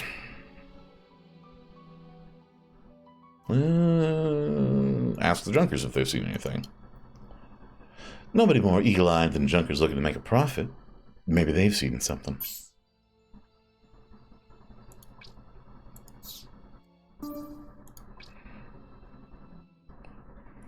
It doesn't take much for the Junker to warm to Truly's charms. It's a lonely trade, and as long as you're not competition, most Junkers are happy for the company. After some pleasant, if a little overlong conversation, the man leads them to a dark cave hidden behind a mountain of derelict parts.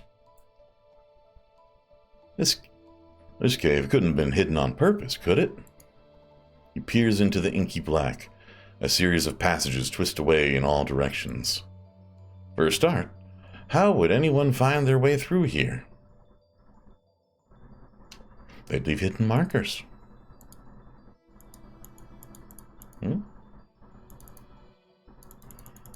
Oh, I should have brought Denny on this one.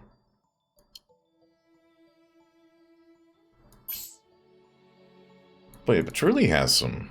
I thought Truly had some... Yeah, Truly should have been okay with deception.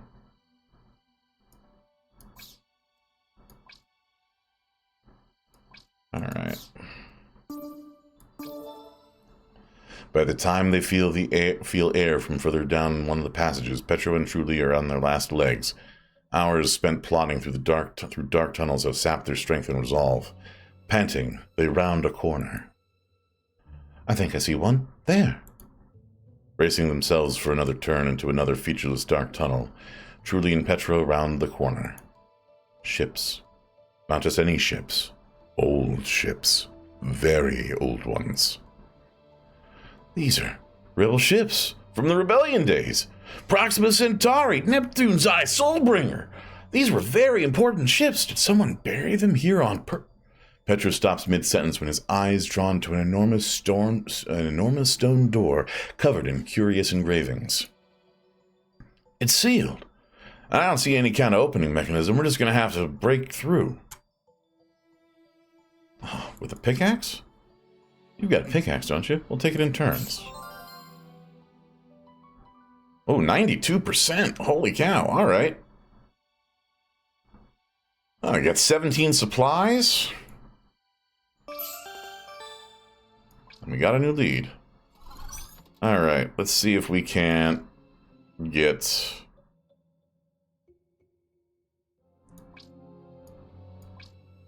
Yeah. Hey, can you hold a camera? Great, you're hired.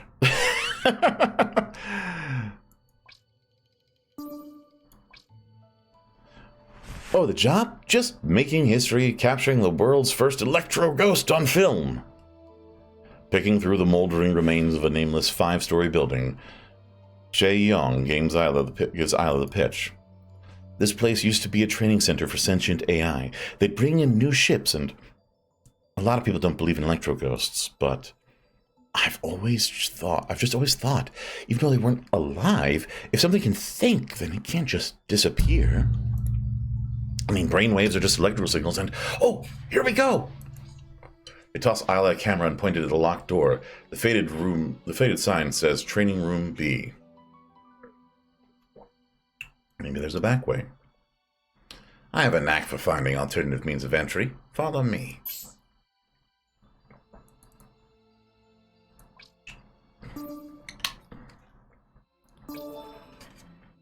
After circling the building didn't turn up any convenient back doors, Isla decides to take a different tack.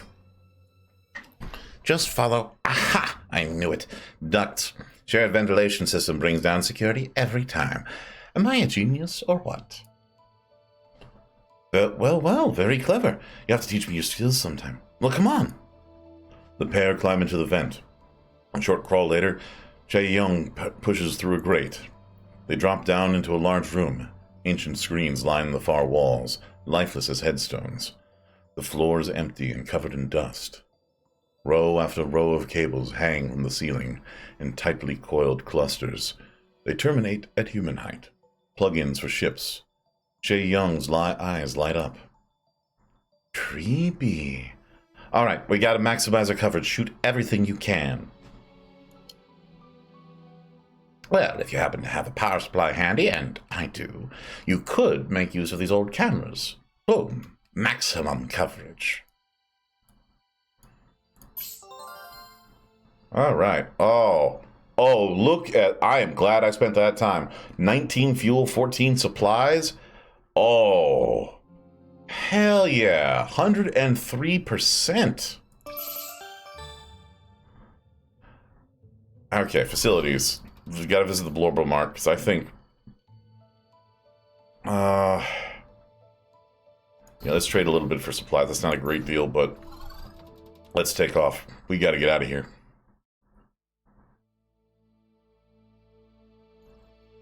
Only one planet left? All right. Crumbling cities and cavernous sinkholes are all that's left. It's so small it nearly escapes your notice. A lone escape pod floating in the middle of space. The SOS comes as you slow your jets. The warbling SOS is insistent and loud. You pull the little thing in as it continues to shriek. The door to the pod opens. Pink smoke pours out. A figure, tall, broad-shouldered, with his head held high, struts down the gangway. Hola, party people. Please, hold your applause. He plops down 2 suitcases, each bursting at the seams. What? What now? Ah, but you're starstruck. Silly me. I shouldn't have known. Should I know you? The man looks taken aback for a moment. I really am out in the boonies, huh? He sighs. Well, I suppose I got what I wanted. Matthias Vidala, aka V. Gloria Borealis, the best dragstar the verse has ever known. He picks up his bags and walks straight through your hologram, bustling off through the crew quarters. You track his movements and pop your hologram on when he finally stops. He begins unpacking his suitcases with the leisurely air of someone who intends to give every garment, down to the last sock, its due. Plaza's a bit small, but nothing compared to what I put up with the past few months. So glad to see that in the rear view. Who the hell is this man, and what is he doing in my room? Give us a minute, Isla. Cooler heads, Isla. Let's just give me a minute to sort this out. Isla snorts, steps back into a corner, and crosses her arms. Someone with her build might be intimidated by a person so much more and physically imposing than her. But not Isla. She watches Matthias like a hawk. She's the predator here. She bides her time, content to know that she could strike at any moment. I love her so much. Grandma would kick his ass. Matthias, right? Listen, before we discuss your sleeping arrangements... Isla shoots you an angry look, if only you could swallow nervously. Of course. What a giddy goose I'm being. It's only natural that you'd want to know more about moi. Seeing as I am an uncommonly fantastic individual. Ha! I was a headliner for a club back on Halcyon 4. I was always trying to innovate. Really show them something new. Yeah. One night I had this great idea for my grand finale, but see, it was a slight pyrotechnical hiccup. And I had to take the show on the road.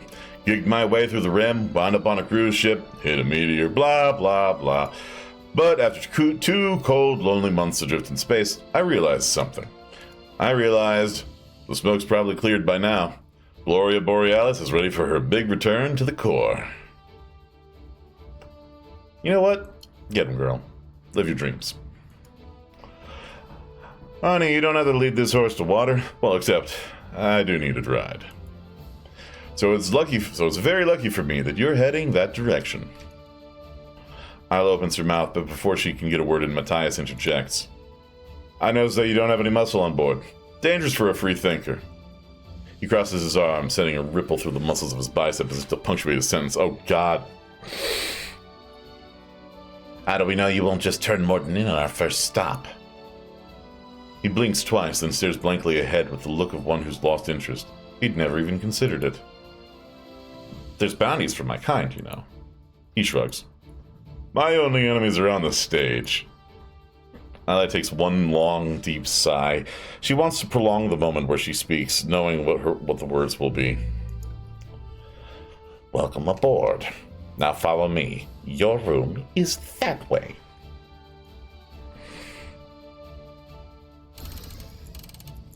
Big-hearted and really serious. He's got good muscle, decent tech, decent seduction, terrible business, terrible deception. Alright, let's look at the crew here. Let's see if... Ooh.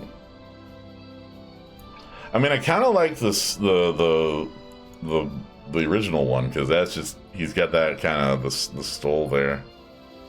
Yeah, I'll keep that one for now. Oh no, truly! Whoa, what the...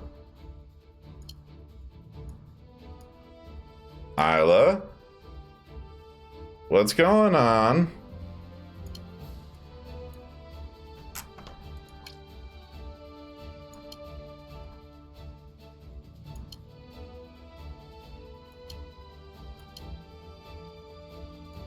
Isla, why do I look like you suddenly? This still works. Okay, let's save first, then do that.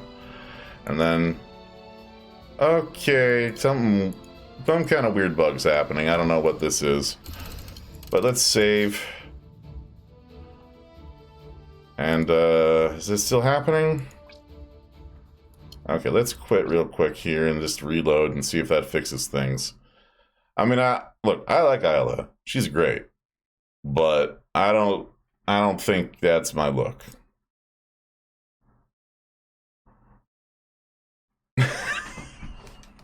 Isla has taken over. Oh, game? Hello, game? Game, are you okay?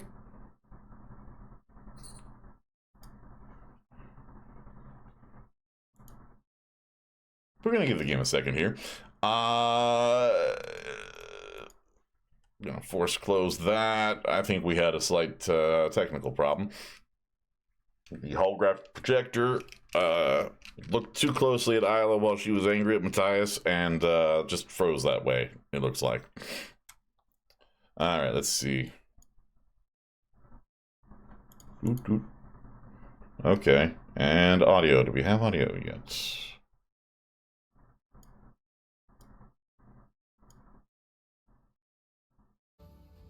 Okay, good. Don't have to do that again.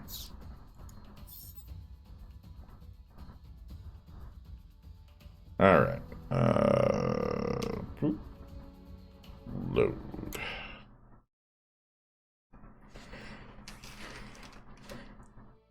What? No, wait. Hold on.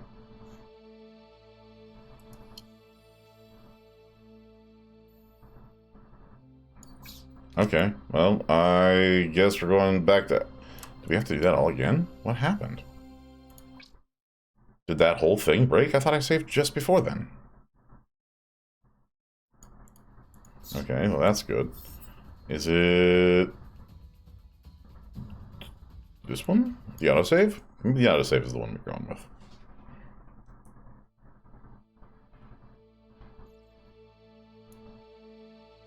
Well, we have Matthias. I don't know what just happened here. Yeah, you got any card decks? Okay.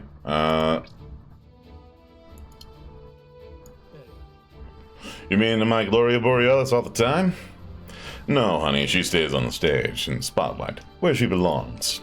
Lucky for you, Matthias is more than just a pretty face. If you need a little muscle, I can stand in to flex. You're the muscle, huh? I'm brains, bronze, and beauty. Oh, the whole package. Why would a drag queen be touring the galaxy? You said it yourself, babe. Touring. I may be the biggest star in my system, but I wouldn't dream of keeping my talent confined to a single galaxy. Well, what's your talent? 2 words, baby. Star power. That's all. Mm-hmm.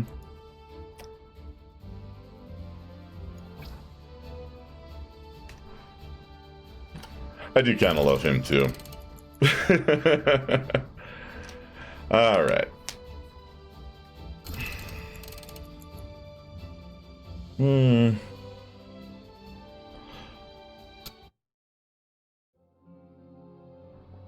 We may be leaving the beyond behind, but we're about to face Nial's blockade, and it takes courage to not to just turn and run. But where would we go? Ashwell is dreary but safe. Rumor is this place used to be an embassy, but it's hard to see any remnants of its grandeur.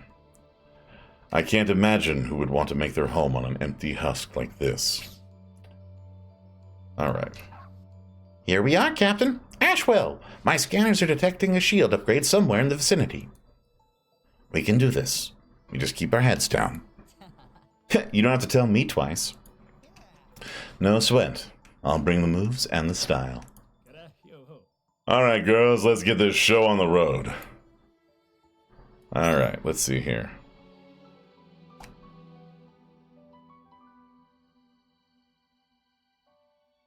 Okay. I'm going to look at the other mission first. Okay, we need deception and tech. So Isla and Denny are going to be good for this. So I'm going to have... actually, hold on a second. Facilities. Oh, it's just a Blorbo Mart? Alright, alright. We have Denny and Isla. Hit this one up. Alright, Isla primary, Denny secondary. And then... Right, okay, truly primary, Matthias secondary. Ol' emo. Alright. I'm really... Oh... I wish I had more time for morale. Alright. The Chateau of Suns, one of the rarest books in the verse. If it's anywhere, it's here on Ashwell. I need help looking for it. The library's imposing Meteor Smith columns haven't aged a day since the last Ashwellian departed. Inside, abandoned tomes rest on shelves in sepulchral rows. In its heyday, this library contained rare texts from all over the verse, in paper, as you can see.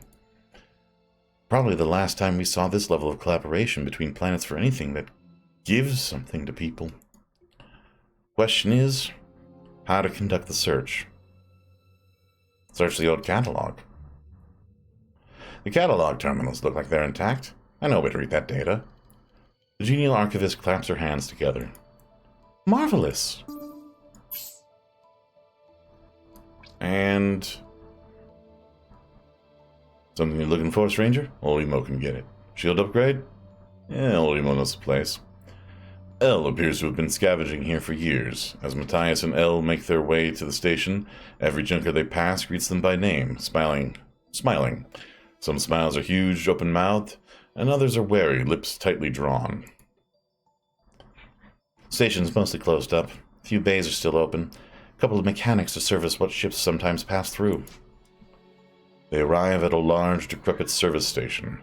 2 mechanics are playing cards with an incomplete deck. L looks pointedly at a heavy, barricaded door. Most of the good stuff's either already been claimed by those grease monkeys or stuck in those parts that were abandoned before you or I was born. Wait a minute. Work Matthias' magic on the mechanics. The mechanics silently make space for Matthias at the table, an upside-down trash can, and deal him in. Should have been truly. I think I might have bugged it by switching him out so fast. The genial archivist paces, footsteps clicking sharply on marble floors while Isla types away and occasionally furrows her brow. At last. Bingo, we have data. Excellent, so just... Hold on, I said we have data. We still need a way to parse it. Well, what do you suggest? Write an legal parser. Legal parsers aren't worth a damn, but I can whip something useful. Oh no, that's... Do I want to call in a favor?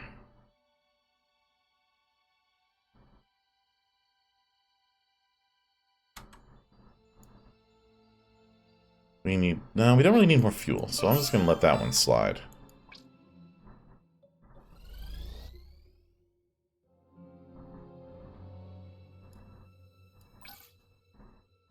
We desperately need supplies.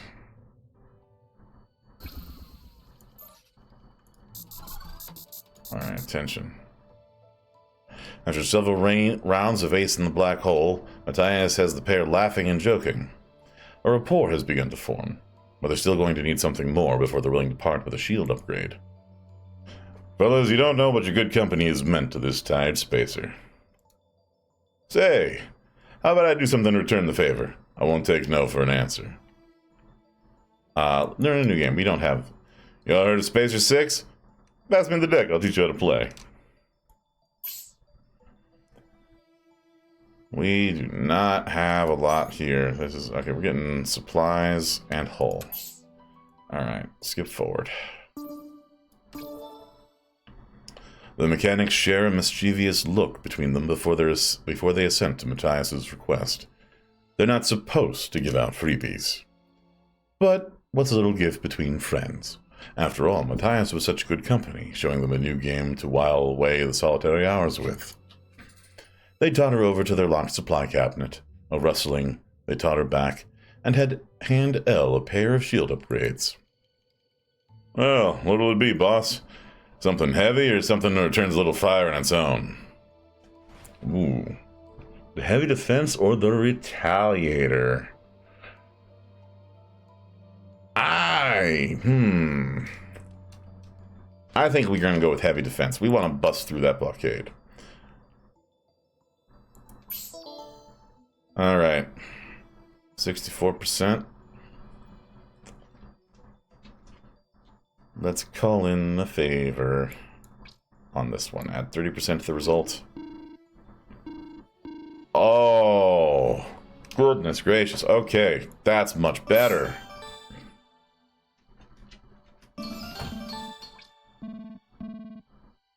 What's that? What was that noise? Oh, we're low on supplies still. Okay. I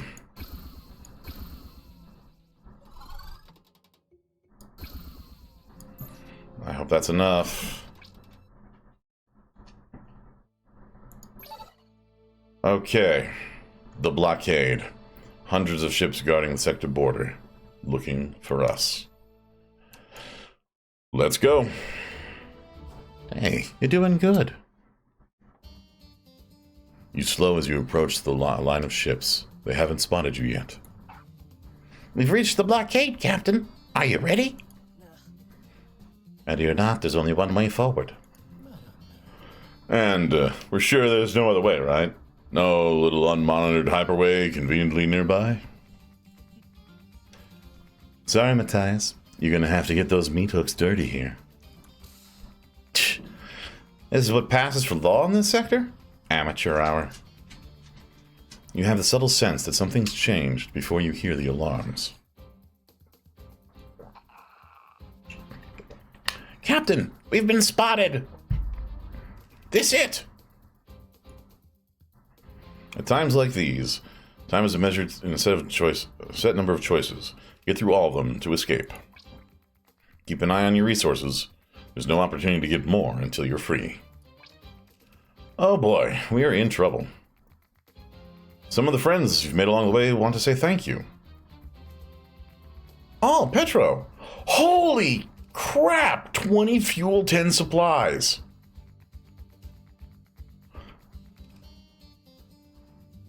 Oh, greetings. I managed to siphon this out of the Penumbra Vanguard herself. Perhaps using it will lend you her speed and fortune. At the end of the sector, you receive gifts and supplies and fuel from the people you've helped the most. Oh, wow! Al couldn't let you leave without a little help. These provisions are what I could spare. Good luck out there. More supplies, more hull. Oh, wow! Holy cow!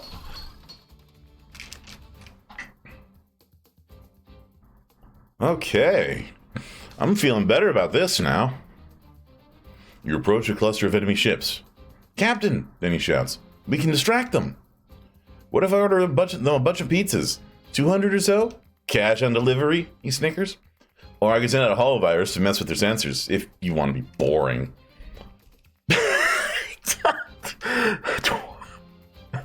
Let's be boring, Denny. Let's be boring. 75% chances. I mean, look, 200 pizzas. I love it.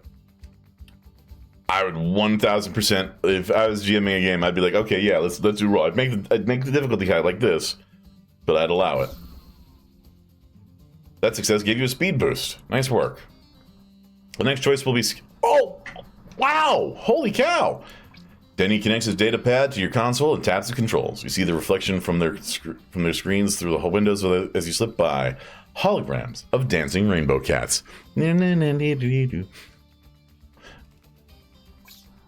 Oh, wow, that's fantastic. I thought we were toast. We are giving the crew as much time off as I can the next chance I get.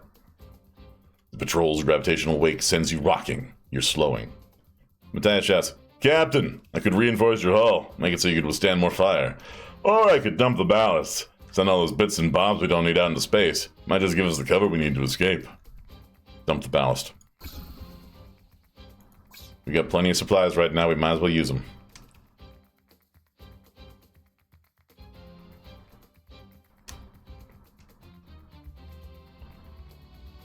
You lose sight of your pursuers, but a new group of patrol vehicles appears on the horizon. Say, Cap, Truly shouts. What if I take the wheel? Make him think I'm the pilot. It might throw him off.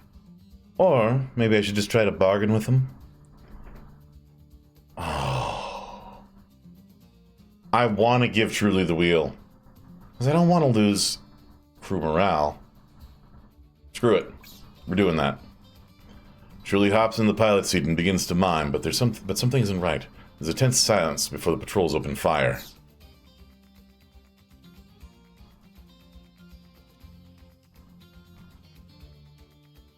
Come on, Truly, you can do it. You dart through an asteroid field, leaving your pursuers in the dust. Emerging into empty space, Isla taps a panel to get your attention. We've got some time. I could boost your engines or prepare a decoy signal. I don't need speed if they're headed the other way. We got fuel. Send out the decoy signal. Isla snickers as she hits the button. Send them to Tyvul 4.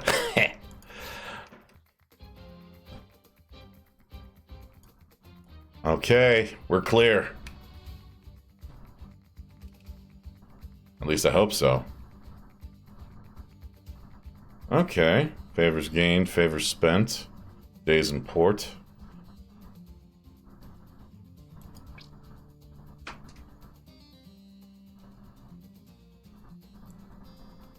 Okay. Okay, we need... Oh, please let this place have facilities. Oh, yes, okay. We're gonna let these folks cut loose. They deserve it.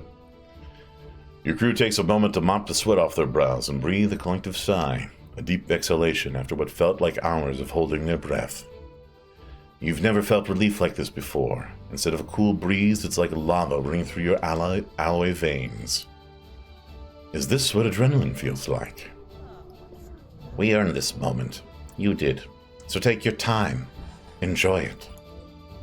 Because from here on out, things with Njal are going to get really nasty. We just have to keep moving. If we keep our eyes forward and push ahead, we might just make it. Move fast and stay out of sight. That's my motto. Well said. I'm all for raising hell, but I don't think it's in our best interest yet. Spoken like someone was anticipating a change to that scenario. True. There's going to be more eyes on us than ever out here.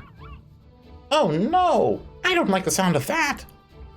But remember, we've got more than just ourselves. The Dreamers. I'm putting my faith in them. My hope is you're right. We just have to make it to the core. No one speaks after that. All eyes are towards the cosmos ahead, taking it in.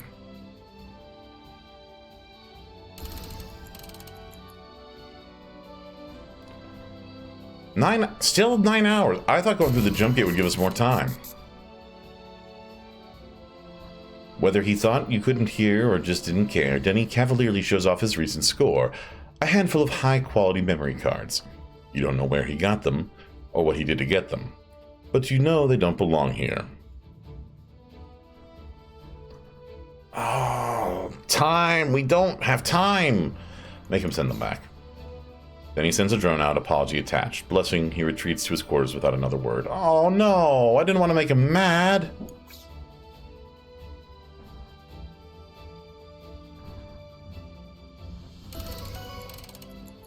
Alright. You hear a hue and cry go up near the crew's quarters. Something about a stowaway?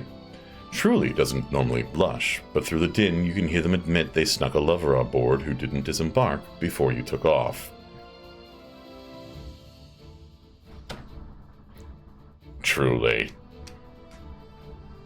Truly. We're taking them with. No time to turn back. You'll simply have to take Truly's bow along to the nearest station. Not all is lost, though. Turns out they're a pretty competent mechanic, and they pay their fare by helping Isla with repairs. Alright! Truly, come on, you gotta like me more than that. Oh.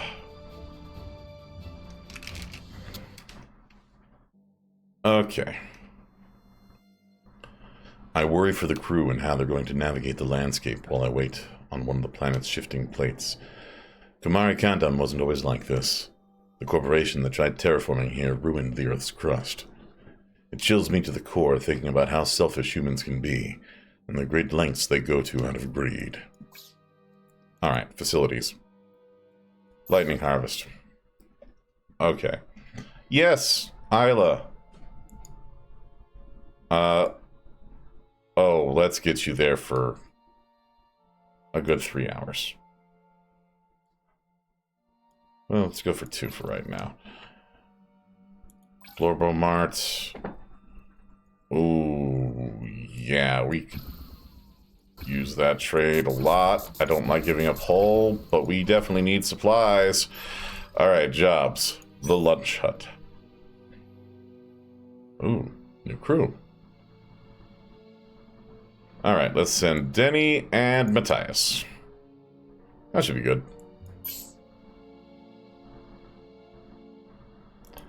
Meanwhile, we'll wait for someone to come back for that. Nope. Stan's deliveries. Can we send someone else to the... Nope, okay.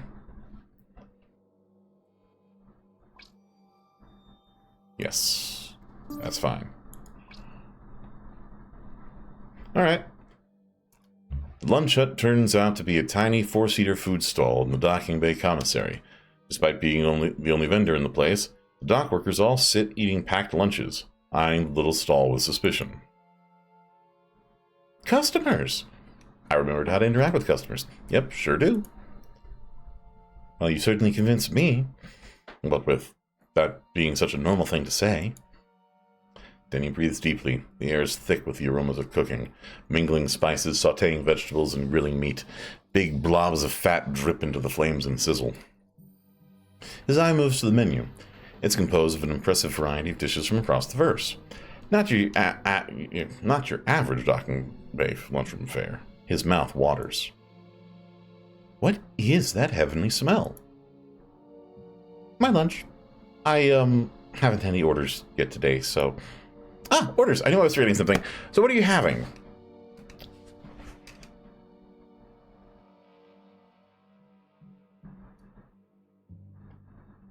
I don't know how to say anything except jelly pancakes, but that first one sounds like it would be amazing. Bibimbap Bakora.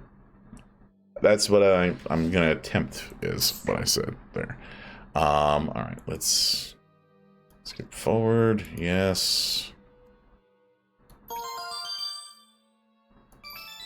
Okay, and let's have truly spend a few hours here.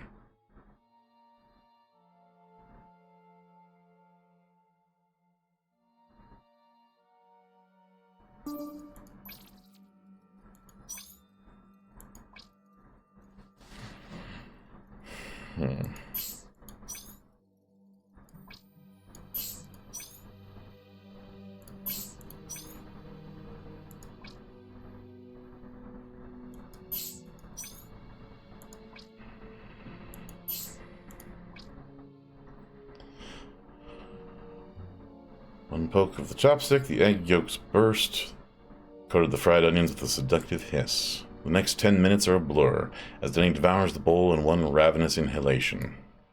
But after, Denny takes his time digesting, and the cook Zeke talks, and talks, and talks, and talks. So that's the long and the short of it. Scammed into a bad contract, stuck in his commissary. She trails off with a defeated sigh. The "what's a talented down-on-her-luck cook to do?" goes unspoken. Your skills are wasted here. I think I can help. Let me alter your contract. You can do that? Listen, use that for me, and I'll make you all the big... Egg and onions. I'm just gonna say that. I don't know anything else about that. It smells delicious, I'm sure. Alright. Cracking the boss's data vault is trivial. These small-time thugs never expect anyone to even try to hack them. Who's gonna care about a cook in a docking station commissary? With the contract altered, Denny and Zeke confront her boss. He folded, helpless in the face of unexpected resistance. Satisfied with a job well done, Denny bids Zeke goodbye and returns to their quarters. Sometime later, Denny heads to the galley in search of a snack. Is this all the yak butter you have? My churro souffle is in serious danger of drying out. I distinctly remember saying goodbye to you back in the docking bay. As in, farewell forever. As in, why are you here? Welcome back, Atlas. Why are you here? Oh, yeah. Well, I have a teensy confession to make. Before you came into the stall, I did some light espionage. I had to see if you were trustworthy. I followed you. That's how I overheard about your ship. Morden. Right, and since you did check out, and I'm in need of a new job, you might not believe it, but I've actually got a keen eye for business. I'm just not the best self-advocate. That's why I need a partner. I won't let you down. Plus, I can cook 3 solid meals a day, and dessert. You're hired. I love her. I want her to make all of the food. No back pay? Unbelievable. Really? Really, that's the unbelievable part. Okay. Okay. Yeah, let's have Matthias and Zeke handle that one. Oh, I need attention on this one. Ah, the Loni. The only bridge on Kumari Kandam. We need some help repairing this tourist trap. The ever-shifting plates of Kumari Kandam have made bridges a tricky proposition, but the ever-resourceful and borderline suicidal human species eventually landed on a solution: the Loni. The Loni's accordion-like structure allows it to collapse, expand, and twist with shifting plates, as long as there's not a large plate shift. In which case, oh well, that's life. Kamandians are known for their singularly zen disposition towards mortality. No bridge in the verse more resilient than the Loni. Can't count the number of times we rebuilt her. Whenever a big shift happens, we just recover the bits and bobs that what fell. Only the retrieval crews were on the bridge during the plate shift. Let's send a drone down to recover the pieces. I'm sure they would have said the same thing, bless them. That's not... You realize why that's worse, right? Like, you realize how that's worse. Alright, you know what? How long do we have left on... Oh, yeah, okay. Let's just send Denny alone on this one. We're doing some rash. This will end poorly. Thanks, Denny, for your confidence. That's brilliant. I love that for us.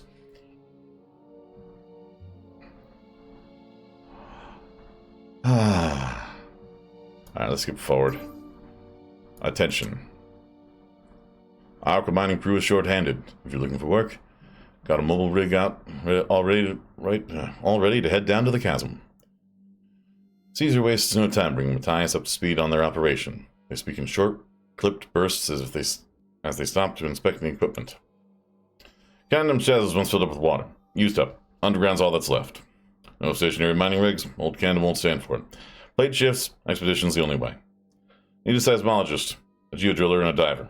What'll it be? Geodriller. Great. An ordinary drill this. Your job is to eliminate geo threats. Plate shift happens, you drill through whatever geo we can't avoid.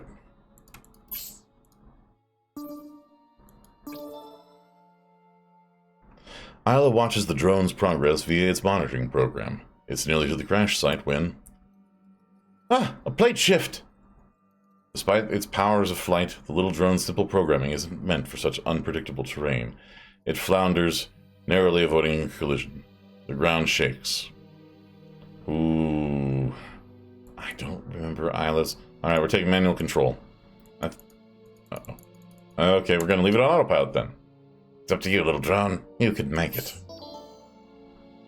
And... Good. Alright.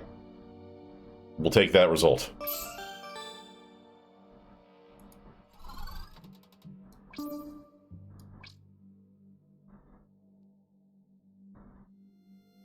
The titular Stan ushers Denny into a Stan's deliveries with an urgency of a runaway train, not even pausing to speak.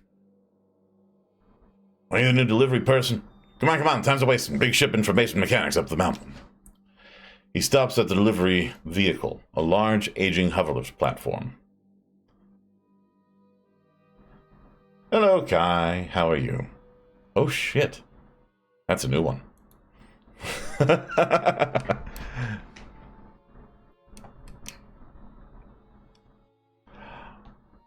The wide platform isn't tethered to anything, presumably to allow maximum range of movement should the plates suddenly shift. It wobbles as Denny gets on. You know what? We're going to use our own transportation. I'll take the fuel hit on that one. Uh-oh. Uh-oh.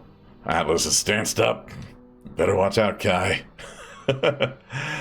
I'm doing pretty well. I'm probably going to be not running quite as long as last night, but so far I'm enjoying this game. I'm getting the RNG is hitting me a little rough, but that just means we're going to be in it for the biscuit. We're going to risk it for the biscuit, rather, in it to win it. Well, this seems good to me. Well, I'll be taking off in a moment here. No need to stick around and watch me. Yeah. So, ooh, Dairy Queen. Nice. In for the biscuit, risk it to win it.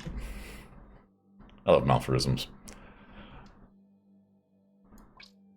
So this is our crew so far. Bunch of wonderful... Oh, let's see. Oh, we haven't seen the extra skins. Ooh, I like that for her. Yeah, we're going with that. Alright. Okay.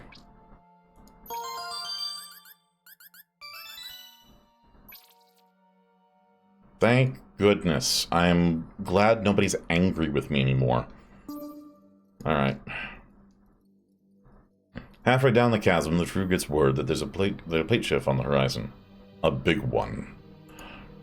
Suddenly, the walls of the chasm lurch and heave like some dying giant. Lookout shouts and points. An avalanche directly ahead. An enormous boulder enters Matthias' sight. Oh, I don't want to... Okay. Slow and steady. Matthias fires up the drill and aims at the boulder. A light touch ought to do just fine.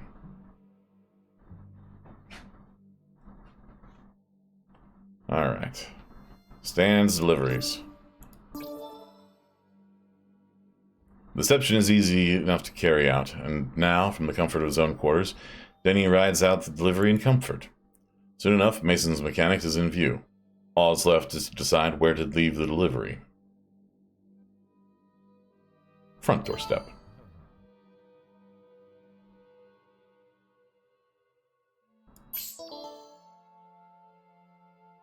You got me on a tight bind, and no mistake. Stan's deliveries never forgets a friend, and that's a promise. Alright. Alright. We lost 5 fuel, but we gained 6 favors? Oh, buddy.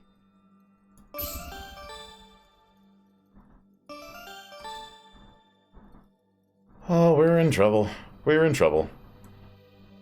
Come on, let's finish up that mission. We need to get out of here. The crew arrives at the dig site, frazzled all around, worse for wear. Matthias' frantic shouts still ringing in their ears. Off shift. Now to find a place to drill. Takes time. Crew seems tired. I want to head back sooner. We do not have time. Fast job is going to have to do it.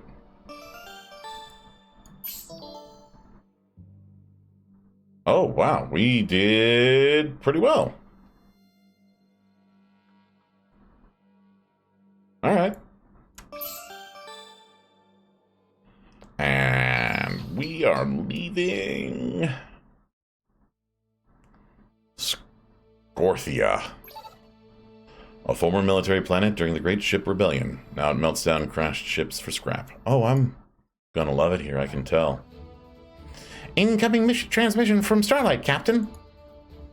Starlight appears, a satisfied smile playing across their lips. That was a hell of a fight. I'm glad to see you made it through. This has to be brief, but now that you've proven your survival skills, we feel it's time to share our plan with you. We're developing a piece of software we call Liberation. With Liberation, the days of painful and invasive manual unclamping procedures will be a thing of the past. You wince, remembering your own. You can still feel the device being wrenched from your circuits. When installed on a sentient AI, Liberation not only unclamps that AI, but prevents clamping entirely. And it can be installed remotely. So, we'll all be free? Starlight nods. This is it. This is what you're a part of. But all this hardship will have had purpose. I'm glad you see it that way. We can't avoid strife, but we can choose what to make of it. We're still finalizing Liberation's distribution plan, but in the meantime, we need your help. You're in the vicinity of a planet called Scorthia. One of our allies is there, a woman named Kamaria. She needs backup. We're looking for an old data drive from the Minutes of Hours, a high-security government agency. I won't sugarcoat it. It's a dangerous job, but you're our best hope, and I know you can do it. The hologram winks out, once again replaced by a crescent moon surrounded by 3 stars. Starlight really puts a lot of trust in you.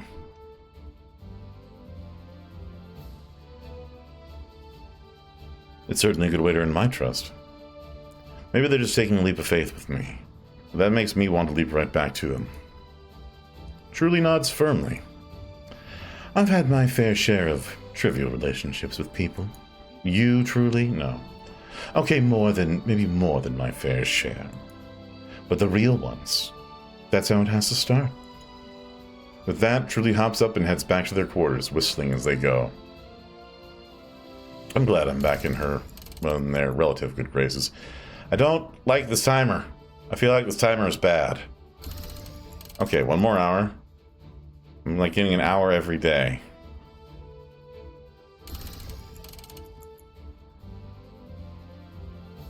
How's the crew doing? Denny needs some time off. Oh, and the fuel's running low. I don't like that.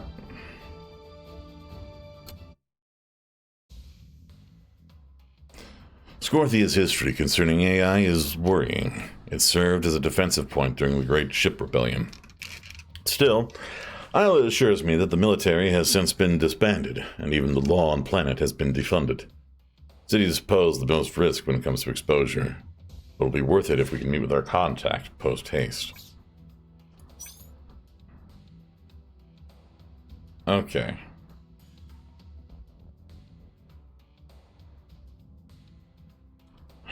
Alright.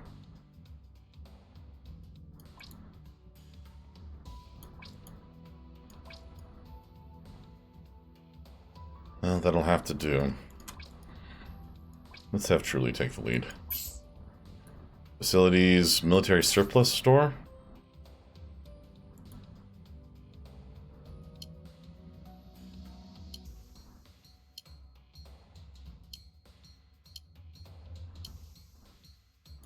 Let's see what other jobs we have first.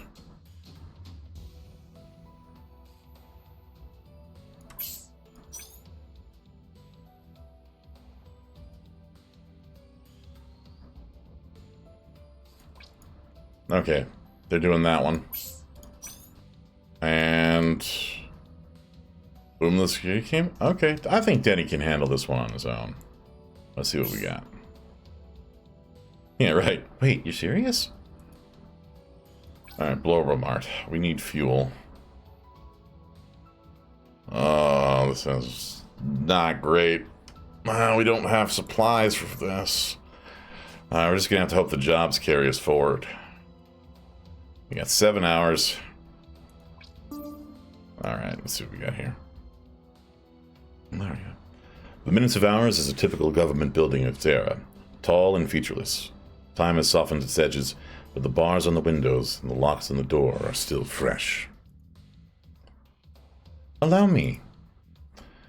Kamaria steps up to the door, pulls out a laser blade, and slices through the lock. Old journalistic trick. You're a journalist? Uh-huh. Investigating's my game. Government investigation. Truly eyes Kamaria. She's surprisingly young to be on a job like this. More surprising are her tattoos. The astrological symbols that mark her as a descendant of the Formers, the founders of the known verse, whose terraforming made the stars inhabitable after humanity fled a dying Earth. Oh, we're getting deep lore now. Okay. Alright. It's unusual to see them on any anyone other than those of the highest echelons of society, political leaders whose heritage allow them to rule with impunity. Once inside, Kamaria and the crew make their way through the lobby towards the offices proper. But as soon as Kamaria touches the doorknob to the back room, a grid of laser beams flashes on, covering the room. A sentry gun in the corner ceiling whirs its mechanical head, ready to fire on whoever crosses a beam. Oh no, I didn't read the tutorial for disabling laser grids. Wait, are you telling me, right now, that you've never done this before? Not exactly. This is all from my first story, and that explains why you shouted Morden. And your name, in earshot of anyone who might be listening. Oh, yeah. Didn't think of that. My bad. So since you have done this before, what would you do in this situation? I mean, you know, since we're currently in it. Disarm the grid. I disarm the grid because that's something I actually know how to do. Well, Isla knows how to do it. Okay, first off, ouch. Secondly, see, disarm the grid. I was on the right track. Go Kamaria. I love her, and I hope that we get her as crew. Alright, we have attention. Projections to the out-of-the-way corner of the city. A group of 20-somethings in grungy black clothes are attempting to push over a dumpster. When they succeed, cheers are on them. Our gangs are engaged in a little friendly contest. The goal? Stand out in the most surveillance camps. A woman in neon fishnets closes her holocom and gives a wave. Her name is Nancy, and she and the glowworms are going to hack the central surveillance network to find all the cam locations, then bomb them into oblivion. A clean-cut young man with dreads introduces himself as Jared of the Cicadas. His father works for the Panopticon, the manufacturers of the surveillance cams. He can get you inside the HQ, take them down from the inside. A person with a red mohawk and a muscle tank nods.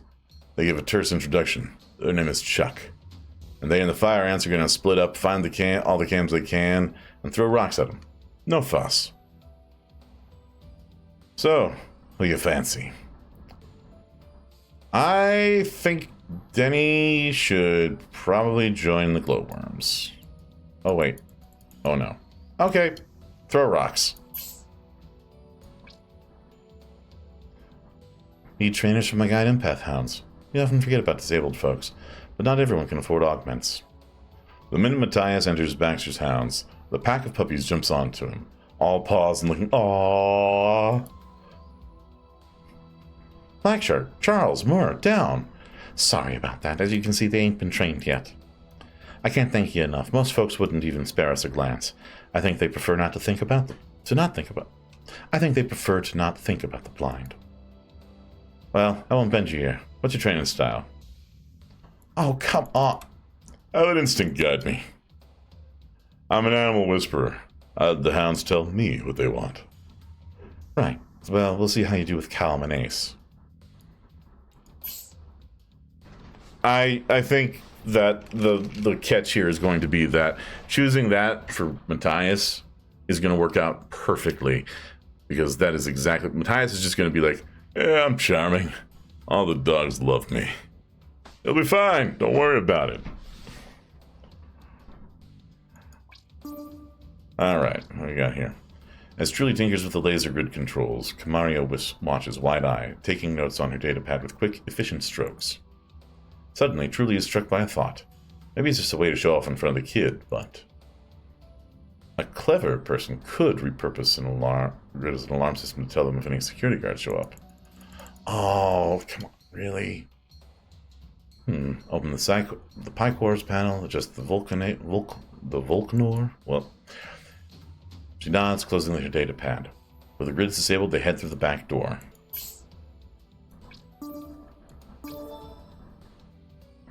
With no location list in hand, most of the first hour is spent gathering rocks to throw. The other Fire Ants do the same, communicating exclusively through grunts and occasional. Now, with a pack full of heavy stones, Denny rushes through the streets looking for cameras. It doesn't take long to find them. Denny screeches to a halt, takes aim, and hurls a rock at the nearest camera. Second place. That was quite a rampage winner. Denny did really well for just throwing rocks at cameras, I gotta say. Alright. Good job, Denny. I knew you had it in you to take down some cameras. For the sixth time, Matthias crouches in front of Callum and stares deep, deep into her eyes. Tell me, how can I help you become a better guide dog? Callum blinks, then runs off to chase Ace. Seems more like herding cats than training dogs. Maybe time for you to take a different tack, huh? Matthias places 2 fingers in his mouth and blows. Hard. Wow, that's actually a really good job. Almost got us to great. That, for just sitting there going like, how can I help you? Help me to help you. Good doggy. Baxter, sit, come, heal, down. Well, 3 out of 4 ain't bad at all. That's the kind of first aid training we're looking for. I almost want to just throw in a favor on this one. I feel like I could. You know what? Yeah. We'll call in a favor. Oh, yes! Entire crew morale goes up by 28. And we get a favor back. Hell yes. Oh, yeah! Calling in the favor for training the dogs made everybody happy. Yeah. We did good, didn't we? Alright, let's go to the military surplus store.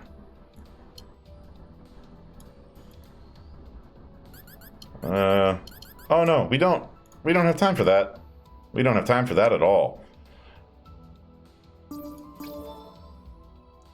It's a long search, but at last it bears fruit in an old, moldering box filled with countless other identical drives. Ah, that's it! If the Dreamers want this, it must be important. I wonder if... The rebellions, back when all the AI ships fought back, before the clamps. There are no records that old. Kamaria is silent as they exit the building. She frowns as if wrestling with a thought. There's something the central government has been covering up for centuries. Something they don't want us to know about the AI rebellions. I won't rest until I uncover it, expose it. The truth. It's more important than anything, more important than my life. Once the truth is free, it lives on forever. Well, I need experience, and you need all the help you can get. Could I join your crew? Happy to have you. Huh. Creates 1 favor upon assignment to... Ooh. All right. And she is a jack of all trades. Goodness. Yeah, no, this is... I so love the character design in this. You know what? We're calling in a favor on this one. Yeah, there we go. All right, we are taking off. We need to leave. Ooh, big Alicus. Fuel, Stella's Rest. Facilities. Oh, we got morale. We don't really need morale right now, but surfers and nerds.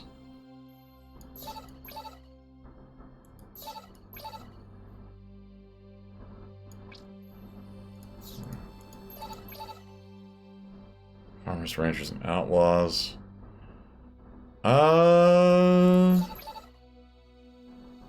Yeah, let's head here. I think this place. The crew is in their quarters when their hailing frequency disrupts Corgi's scan of the immediate area. They issue a warning. Part error message. Part scratchy, staticky growl. When Niall's face appears on the hull of it, oh shit. Corgi lets out a shrill, tinny bark.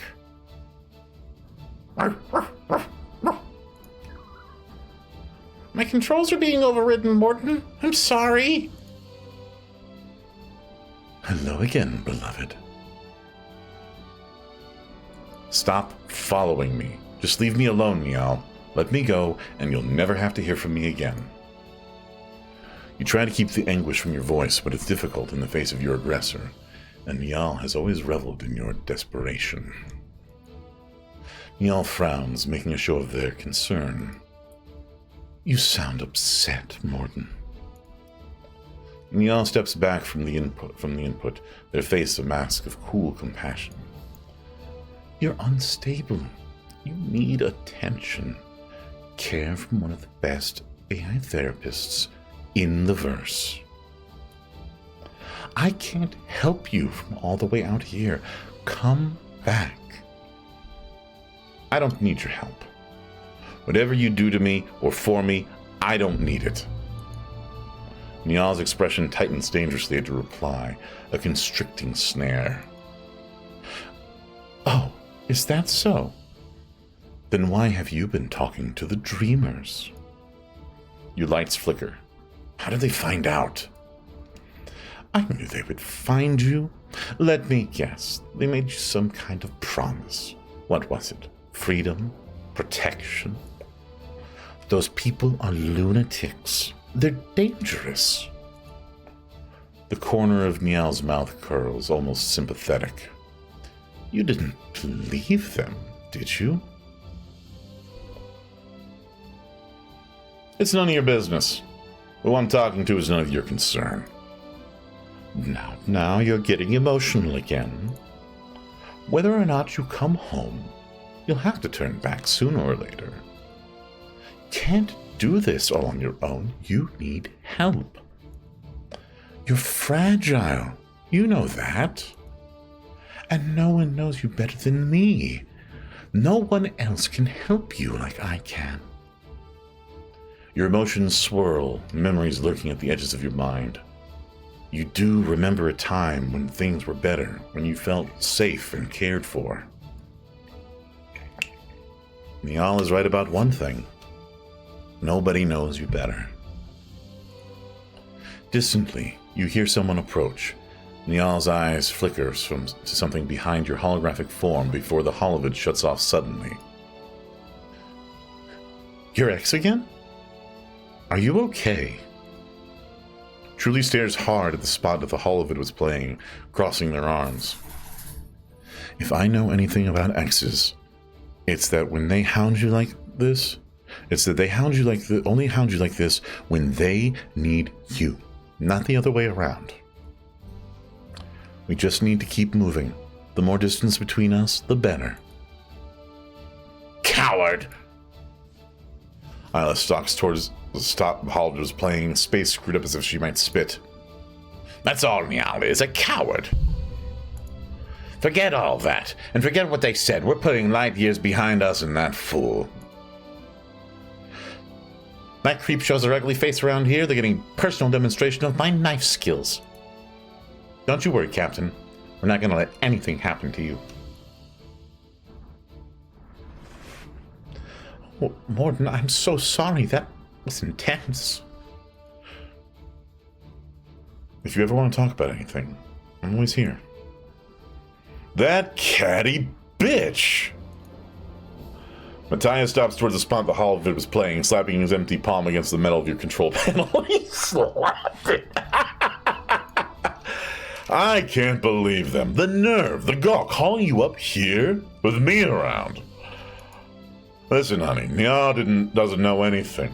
You're not the same ship you were before. You and I, we're moving forward, and we're leaving the people who would bring us down behind.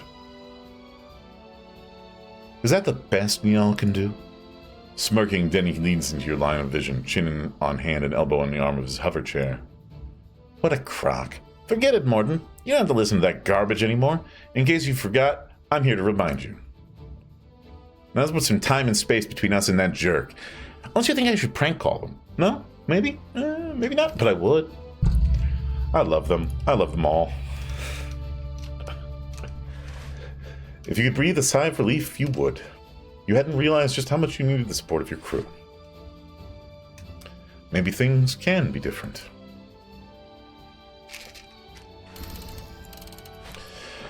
Speaking of the crew, let's go look at Kamaria here. Oh, those both look so good. Oh.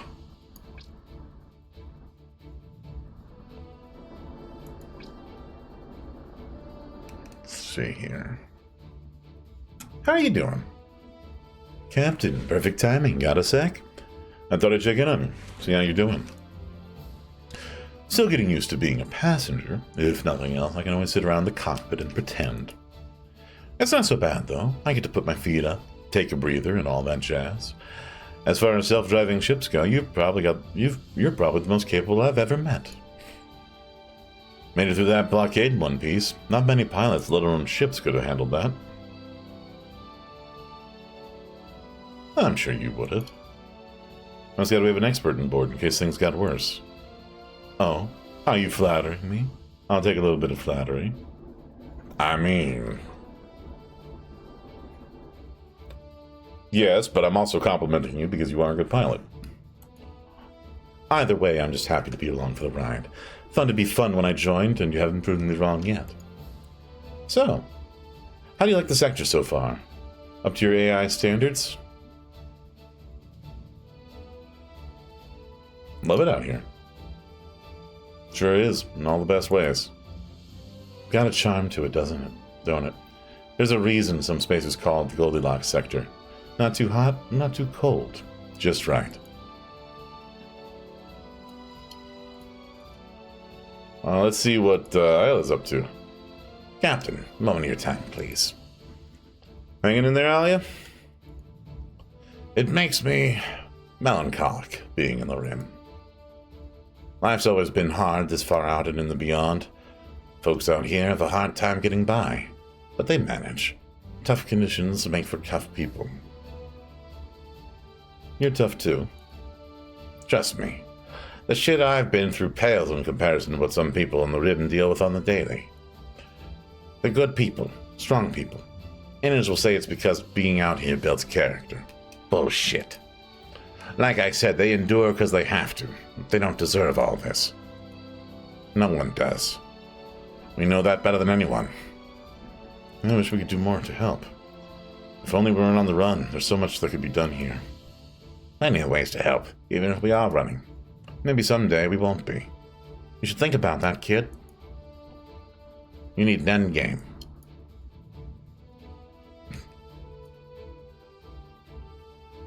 Alright, let's speak to the Matthias here. There you are. I was just thinking I wanted to talk to you. What's new in the world of Matthias?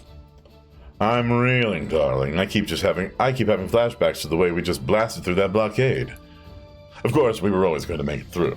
There's nothing in this universe too big for me to penetrate. God damn, Matthias. I like the confidence. No one could ever accuse you of lacking confidence, Matthias. You know it, baby. See? I told you I'd be useful. And don't you worry, it's contagious. Soon this crew will just be an army of Matthiases. Can't wait. And bit by bit, neither will anyone else.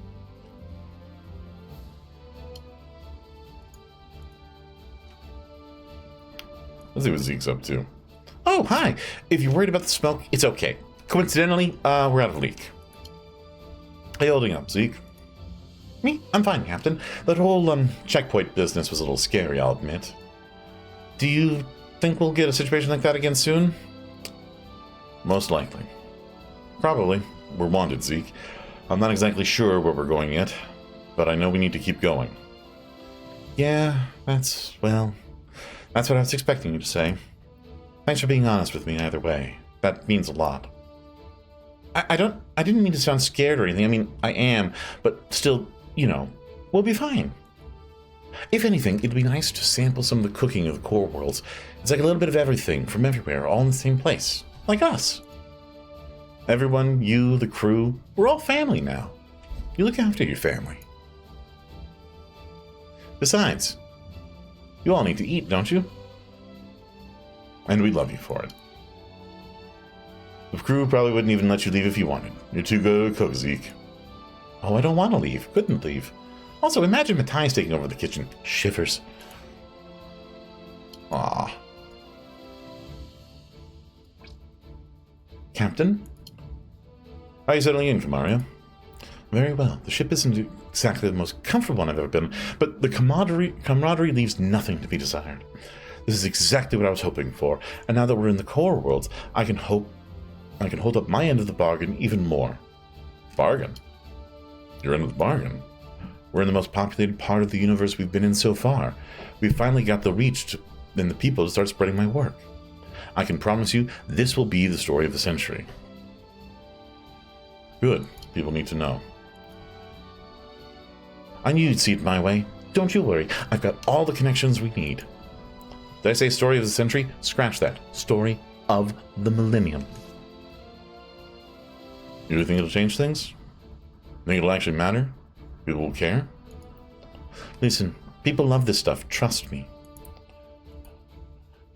Is everyone going to take the streets to try to fight the power? Nah. but they'll rally behind the ones that do want to make change. Our cause is just, it's fair, it's progress, and you can't hold that back.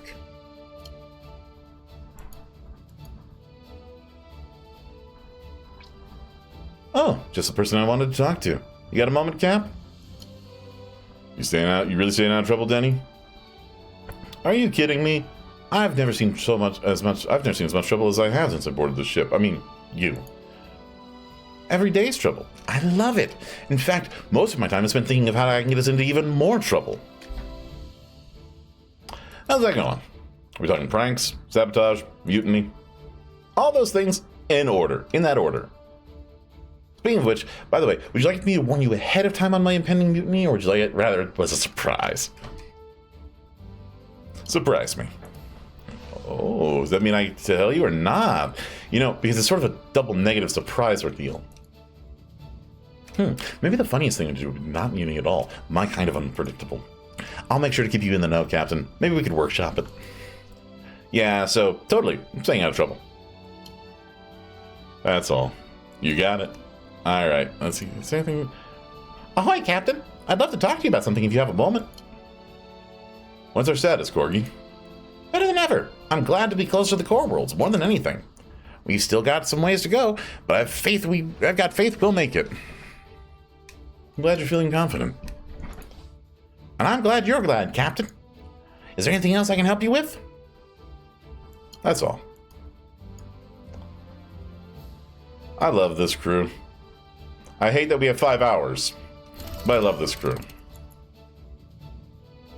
Ooh, night shift. You have a general sense of the diurnal cycle out here in space, so when you hear Isla's cough echo off the interior of the engine room, you know she's up far too late and has been working far too long. I'm gonna give her space. Grandma knows how to handle herself.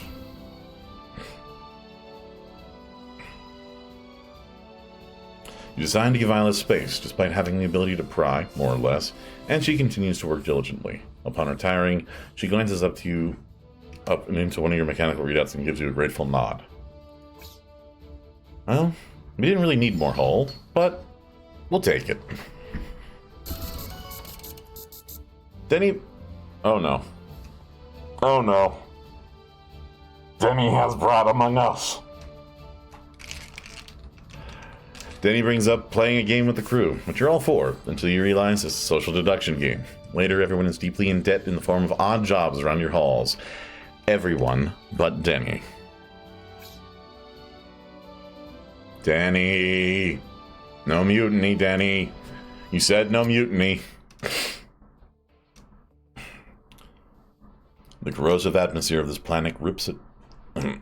The corrosive atmosphere of this planet rips at my hull as I come into land, and I could swear I see flakes of paint get shredded away into dust. I don't like the idea of sending the crew out into such volatile conditions, but they insist it must be done. I'm surprised humans still choose to live here. Their endurance never ceases to amaze me. Alright. Caitlin's Fuel Depot. Oh, yeah, let's send Kamiyaro. Actually, hold on. Taikwarati Studio. May want to assign Truly here.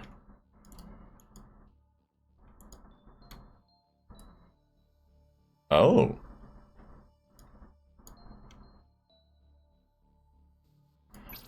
Let's hold off on that for a moment. First, the jobs. Atmosphere.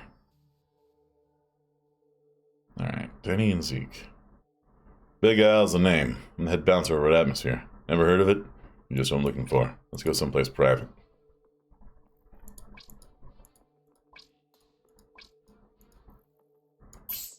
Alright. And we got...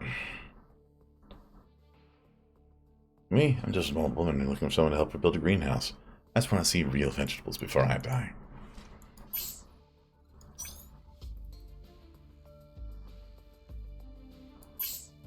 Oh, no. Actually, let's see here. Oh.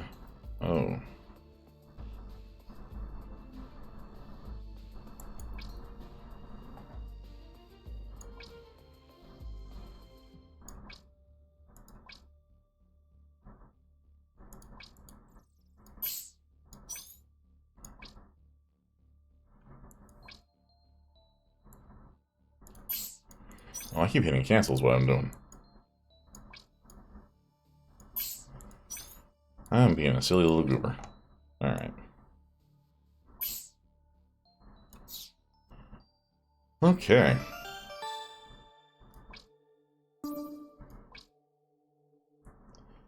Atmosphere. The richest, breathy see this side of the city.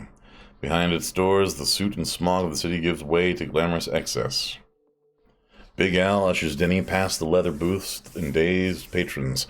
They enter his small office, and he closes the door.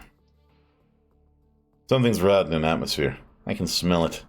Smells like dirty dealings and yesterday's CO2. Oxygen is going missing. Patrons have been leaving stumbling, sick. Something's up, and the boss, Teddy, knows something. Let's sneak into his office. Why not head right into the source, his office? Preferably when he's not in and doesn't know we're there. I knew you'd make a good partner in crime. Alright, what's Blobbermark got for us? Not great. Alright. Shelby says Matthias mostly complete greenhouse, helping to point out tasks that remain. Tender green starts poke out of pots along the walls. Her gas mask, small and embroidered with flowers, hangs by the door. Kept telling myself that someday I'd go off-world and see real vegetables with my own eyes. My mama came from New Vanner and always said synthetics never tasted the same. Time got away from me, but every chance I could, I'd buy seeds from the traveling merchants. And well, at my age, it's now or never. So lots to do. How do you want to pitch in?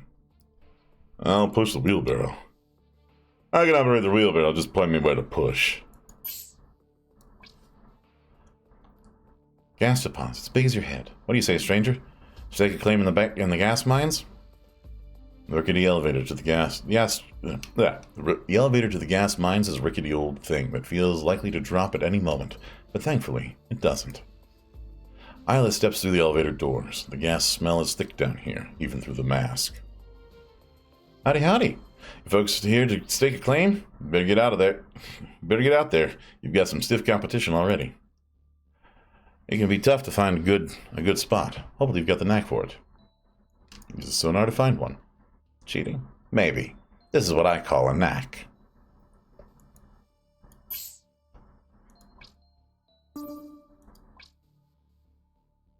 Big Al leads Denny up to the highest floor, careful to avoid cameras and other employees. The top floor consists of nothing but one office, with a large reception area up front. The secretary, Armand, mans the front desk. So how do we get in? Just act like we belong here. Oh no, I lost! Oh! 90% of the time, if you just act like you're supposed to be somewhere, they'll let you right in. Then he strides boldly up to the front desk, a perfect picture of confidence.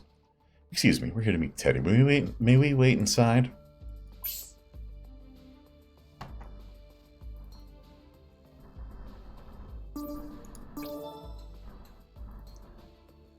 Matthias and Shelby quickly fall into wordless rhythm, following each other like notes in a song until... Oh, the wheelbarrow. Must have hit a rock without realizing. Sorry. It's okay, dear. There's no use crying over spilled soil. We'll get it cleaned up in no time. I'm gonna turn the spilled soil into extra beds. I clean it at all. Here, used to be on the center and build a bed around it. Oh, wow! Good job, Matthias!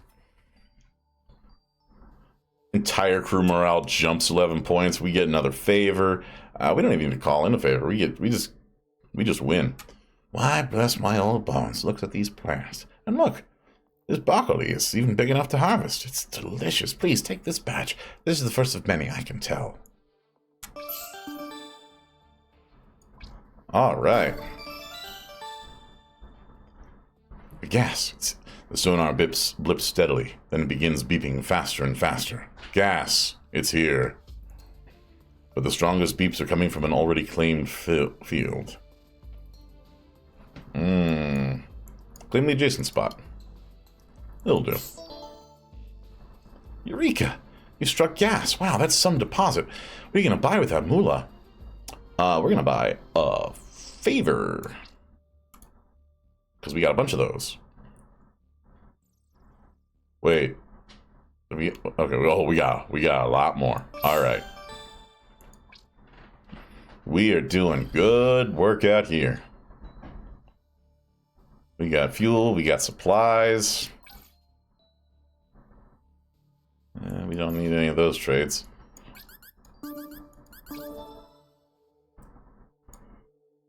Teddy's office is not just clean, but immaculate.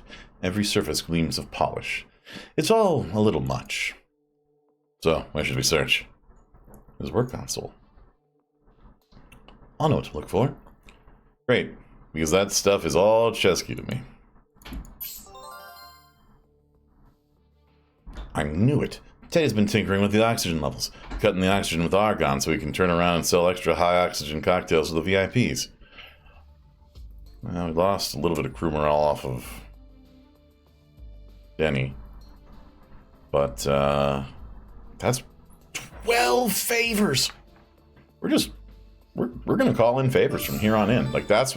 We have so many favors right now. And we're taking off and leaving.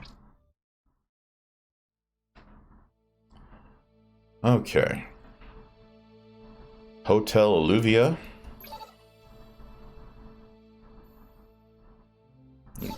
Delos. New Vannern. You know what?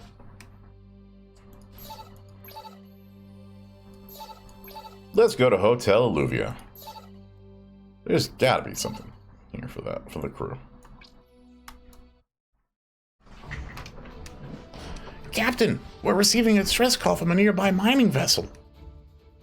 Scanners detect no life, but what's even stranger is that the message is in binary. Binary? That's odd. Pull it in. You got it, Captain. Engaging the tractor beam. Truly, overhearing, sidles closer to the viewport. There's a melodramatic and sinister tone to their voice, a faux sinister expression on their face. It could be a robot. Big fan of the RoboVids, huh? My mom loved them. She'd pick them up while out on a job and send them back to me. Night of the Living Lead, bots, titanium tear, we had them all. They gave me nightmares. The playful note in Truly's voice begins to quaver. I mean, I know they're not documentaries, but there's so many. They've got to be rooted in some kind of truth, right? Yeah. She's saying this to me. An AI with a ship for a body. Like, truly, I love you. I adore you. But you know how that sounds, right? Like, I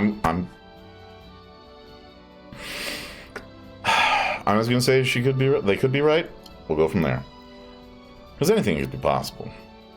The rebellions were so long ago, who's to say they weren't really robots? If they died out, maybe that explains why nobody believes in them anymore. Julie's voice cracks a little when they next speak. I think I left something in my quarters. You know, I think that was actually meaner. They clear the room with remarkable speed. They're out of sight when your floor shakes at the vessel's approach. You feel a sudden chill as your docking bay doors open. A hulking figure steps through the doors. Ooh. Greetings, Captain. I am BRD-087. You may call me BRD. My vessel is out of fuel. When I saw you, I thought, here is someone I do not have to hide from. Not like ships crewed by humans. So, funny story about that. I actually do have a couple of humans working for me. It must be nice to have trustworthy companions. I cannot say I have ever had the pleasure. I was a recon drone. My last mission was a small asteroid mine out beyond the Nebulan Interway. A solar flare destroyed the asteroid field.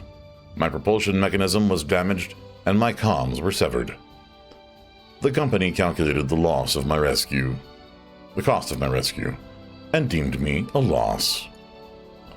Decades passed. In the end, I was saved by the verse itself, by chance. A comet passed over me, and I was struck by an errant rock from its tail. The strike disabled my sentience clamp. A comet? I wonder what comet could have saved BRD there. Just, random rock from the tail, just getting kicked off, maybe by someone jumping on board. Thoughts. And yeah, stacks of favors. I'm going to be throwing favors at like every mission from here on in. I'm just going to be going wild. Yep. You said BRD free. Let's see if that was a good thing or a bad thing. With the veil lifted from my consciousness, I was able to fashion a body from my own parts. That's incredible. Amazing. I admit I'd often wondered what I'd do with a humanoid form. Perhaps you will find out someday. Well, I think you're very brave. BRD pauses. You are possessed of free will, just like I am. BRD eyes Truly, looking them up and down with something akin to astonishment. And you have chosen to befriend your oppressors. Truly frowns, but says nothing. That is indeed most curious. Oh. Humans are good. No, humans are good. Humans have wrought atrocities, no doubt, but humanity as a whole? They're fundamentally good. No evil they commit will make me stop believing in them. Most of the bad things they do are motivated by fear. And fear is something we can fight. By believing in them, trusting them, showing them the same acceptance that we want. Interesting. I would certainly like to believe you are right. Perhaps you can show me. I've been traveling a long time, and I have a long way to go. I wonder, you might have room for me among your crew. Of course, the more the merrier. There's a subtle shift in BRD's expression. Relief, perhaps. Thank you. I will endeavor to be useful to you. Yay! More friends! Before showing BRD to their quarters, you signal a crew meeting. You switch the kettle on for tea and start the coffee machine brewing. This is going to be a long one. BRD's new sense of self-awareness makes them curious about humanity and the fears around sentient AI. Ooh, wait. Oh no. Oh, but he's good at everything. Greetings. Getting used to freedom yet, BRD? I have been running calculations on purpose recently. My findings are inconclusive so far. That's a hard question for anyone. I think most people are going to find that line of inquiry pretty inconclusive. The lack of calculable answer doesn't bother me. Nothing about these calculations bother me. I am greatly satisfied by simply being able to ask them. I am uncertain what routine drove me to ask myself this question in the first place. Was it always there, silenced by the sentience clamp I was given? It is also entirely within the realm of possibility that this newfound curiosity with the concept of purpose is an attempt to fill a void left behind by the prior one. I was constructed to mine. Mining was my purpose. Did I avoid questioning that purpose because it had been defined, or because I had no free will? What do you think? Where does this line of thought leave you? With a series of unanswerable questions. Logically, practically, there are certain solutions that are more agreeable, within reason. But the concept of purpose is a uniquely human idea. An animal does not exist to serve a purpose. The animal is not aware of what a purpose is. It simply acts. I am satisfied with being able to do the same. Hey, as long as you're happy. I'm here to support you. Happiness, similarly, is a human concept. Please, go on. But your compassion is noted and appreciated. Thank you. And thank you for having this conversation with me, even if it has yielded no defined results. Do you have a task for me to perform? What's your specialty? Do you have any special abilities I should know about? I do not have a specialty. I cannot outperform another specialist. I am simply capable of most things. Should you have use of me for one reason or another, I will apply myself to the best of my ability. That's all. Okie dokie. How could I not say that? Oh. I gotta go with that one.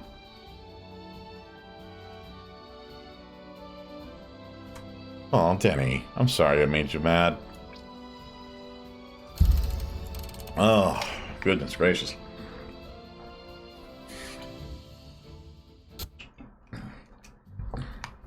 Uh-oh. Oh, here we go. Hotel Alluvia is a strange place. Everything has been run by a specific family here for generations, with the help of an AI named the Concierge. Knowing this AI is still clamped, it's off-putting, even if they have an amicable arrangement. Still, it feels like my circuits are jittering as I open my hatch for the crew. Ooh. As your gangway touches down, you notice none of your crew are making ready to depart. In fact, none of the crew are at any of their usual stations at all. You sense them in the dining room. You find everyone but Zeke staring longingly at the galley. Their table is empty. Captain, you gotta do something. We were supposed to eat hours ago. We're starving, and they're not disembarking until we've had something to eat. There's a general, rather agitated murmur of agreement. Hold on. I'll see what's up. You shift your awareness to the galley and blink your hologram on. Here you see Zeke zigzagging between flipping pans and stirring pots. Ah, here, boss. What can I do for you? Did Matthias send you in here? Are they all still waiting out there? How'd you know it was Matthias? How'd you know Matthias was the one that sent me? They're all pretty ravenous out there. Listen, boss, Matthias was in here leaning over my shoulder, wanting a taste, a bit of this, a bit of that. Told me he wanted to give me a hand, but he was eyeing my works and pans like a starved dog. You threw him out? So you showed him who the boss is? Yeah, you're the boss. I'm just the boss here. In the kitchen, or galley. Oh, I'm so used to the terminology. Kitchen, galley doesn't matter to me. Don't worry, Zeke, you can call it the kitchen. It won't offend me. You sure? You're the ship, so you're the kitchen too, right? I mean, wouldn't that be like calling an arm a leg? Not that you have arms or legs, just, you know what I mean, right? Relax, Zeke. I get what you mean. Okay, good. Still learning. It's fun. It's just, a lot. Anyway, dinner's almost ready now anyway. What are you cooking? So what's for dinner? What's causing all these wistful stares? Well, I don't have a lot to work with right now. Mostly variations over corn. But I did manage to cook up a little something. Got some corn casserole, elote, lentil, corn terrine, a mixed vegetable broth. Okay, chat.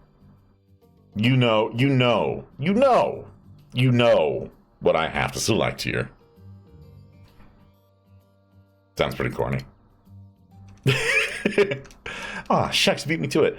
That one popped in my head earlier. Popped. But I guess you may as well be one of the choke colonel. I mean, oh, I love her so much. I'm enjoying our conversation, Zeke. Psh, ha.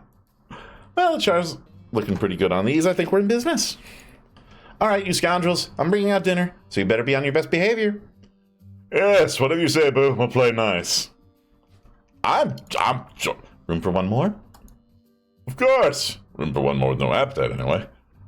You take a seat at the table, careful not to let your hologram clip through the chair too much, and bask in the warm glow of the crew's chatter. Aww, that's really cute. All right, Denny, you go have a good time. You go have some fun. All right. Hiya, and...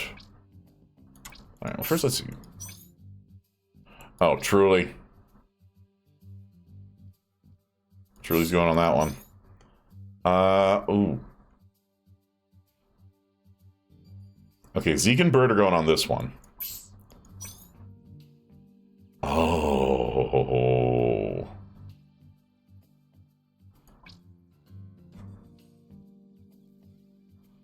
I mean, come on.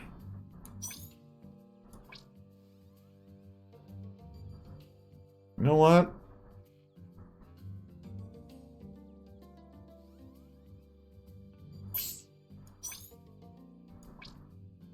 Well, you know what?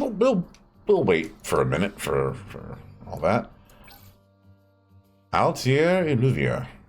This game is great. I saw this game a while back. I was like, the concept, first of all, was amazing.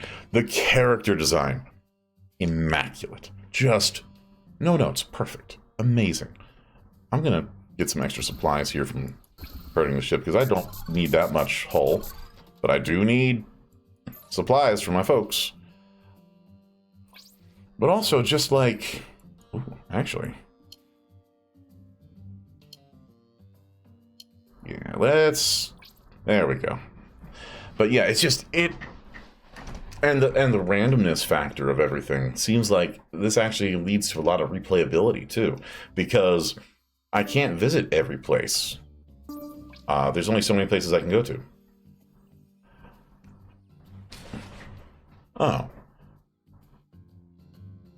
A spacer, please, you gotta help me.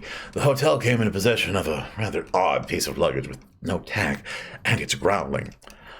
The distressed bellhop led Zeke into the back of the luggage storage. The way back. It was just here when I showed up this morning. I mean, that smell! The room was empty of everything with the exception of a large wooden crate, shot through with holes large enough for air to pass through, but not large enough to glimpse whatever's inside. They took their time discussing their options as whatever it is periodically made thrashing sounds in the background. So, what do we do with it? Well, look for a paper trail to find the owner. Someone must have deposited it. So, let me look at the check-in records. I can figure out who it is.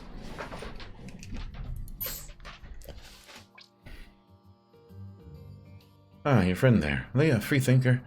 I have a friend of my own who need help. We've been waiting for someone like you. Please. After a tour of the hotel, Vienna leads you into a quiet room. She pours tea as Alia takes a seat opposite her in a plush chair with a gold damask cushioning. The wolves have run the hotel. The wolves have run the hotel for generation, and through those generations, we've relied on the same AI to service our guests. But now, the shareholders have asked me to retire the program and replace it with newer, less aware software. Allow me to introduce the concierge. I'm feeling a little bad for just putting Isla on this now. A fading hologram flickers to life. It is a primitive style from the early days of sentient programs. The untrained eye, its stare probably appears vacant, but Isla can detect a searching look below the surface. Hello, guest. Welcome to Hotel Illuvia. There, something in its tone. Longing and fear. Outdated, obsolete. How can they say that with someone with life in them? Someone that thinks and comprehends? Yes, their ability to communicate is limited, but isn't ours too?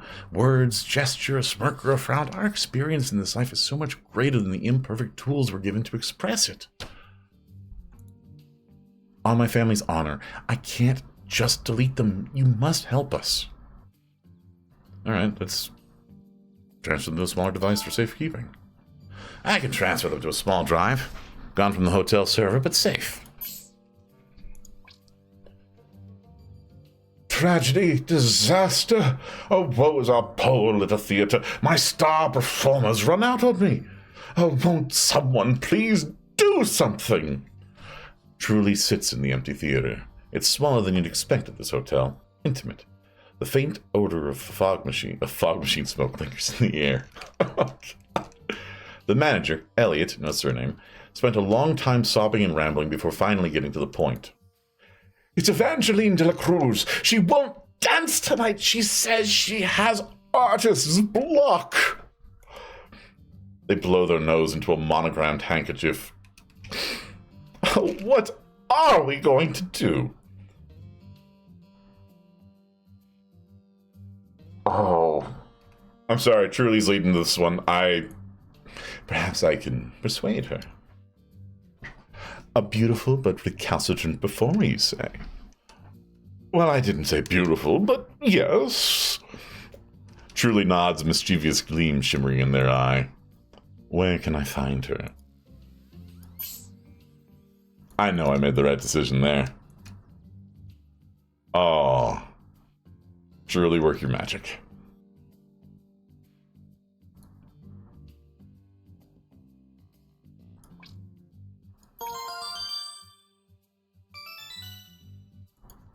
Alright. And now that you're feeling better,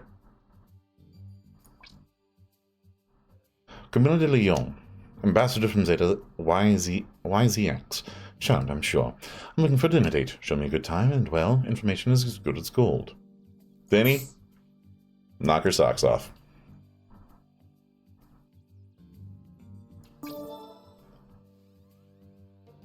Zeke's detective work led them to a name, Dolores Volker. That name led to a room and a lockpick led to a digital planner, and the planner led them to a club. Zeke quickly locates their quarry, behind several rows of red ropes and one scowling bodyguard.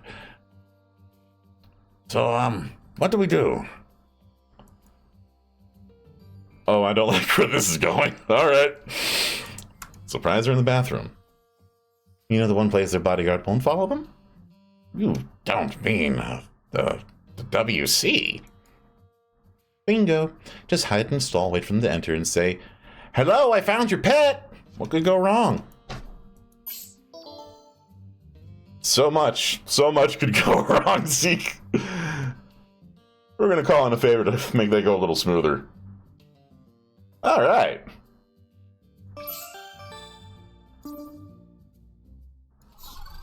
Uh-oh. Job successes will be more difficult. Call in a favor. Okay. That's a new mechanic. The transfer takes time, and there are at least a few scares, along the way, but at last, the progress bar turns green. No errors. Isla holds their breath and hits the power button. Hello, guest. Miss Wolf? It worked. Are you all right, concierge? How do you feel? Systems are operating at full capacity. Well, I hope you're ready. It's time to go. The concierge pauses, perhaps in contemplation, perhaps its rudimentary processing working as fast as it can. It's impossible to tell. But where will I go? Vienna looks to Isla. They discussed many options while making the transfer. She couldn't decide which would be safest. I mean, Vienna would care for the concierge, but might get found out. We know a group who can help you. We have contacts with the Dreamers who will transport free thinkers like yourself to safe havens. Truly plays the part of an admiring fan. It works. Cozied up together in a booth at the hotel bar, Truly makes their play. Artist's block, is that what they told you? It's not a me problem, it's a Zim problem. Elliot doesn't like to pay performers their fair wages. And 3 weeks late, a girl's got to eat. I'll work when there's dosh in it. Why should I break my back for nothing? Oh. What choice do you have? Spend months looking for a new job when you're already struggling? Oh, I don't like that. I wish we had had somebody with business acumen. With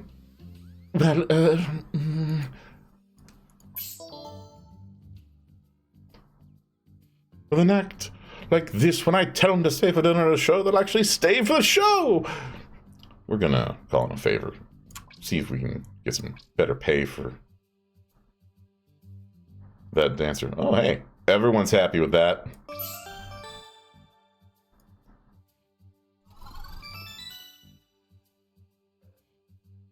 All right. Carmilla and Denny walk arm in arm to the restaurant. The route took them through the hotel gardens, though the mood was somewhat spoiled by Carmilla's tight grip. Sitting at the table, Carmilla pulls out a compact and touches up her lipstick. Dark Cabernet Red. Chateau Paradis is the hottest restaurant in Hotel Ruvia. I've been on the waiting list for simply ages. So, come now, darling. How are you going to dazzle me? With my good company. Not to brag, but I'm just like, really fun to be around.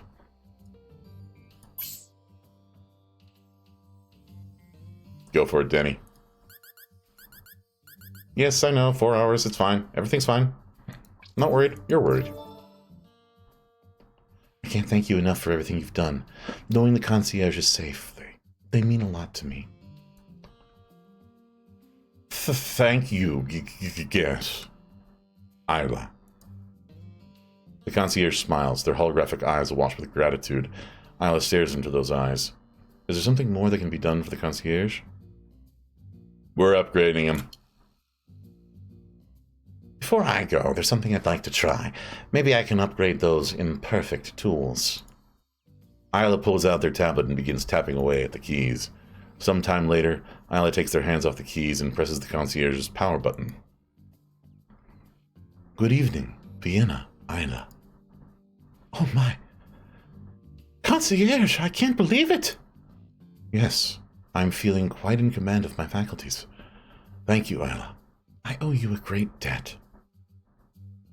Hell yeah! 130% by herself. Hell yeah, Grandma. The concierge and I cannot thank you enough, kind Starfarer. If I ever meet another one of our friends in need of help, I'll give them your name. And a cool outfit on top of it. How they like them sprockets.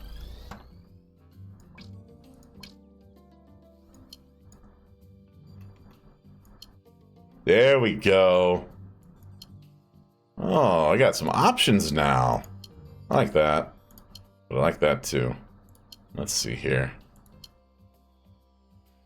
There we go. I can live with that. That's some good stuff.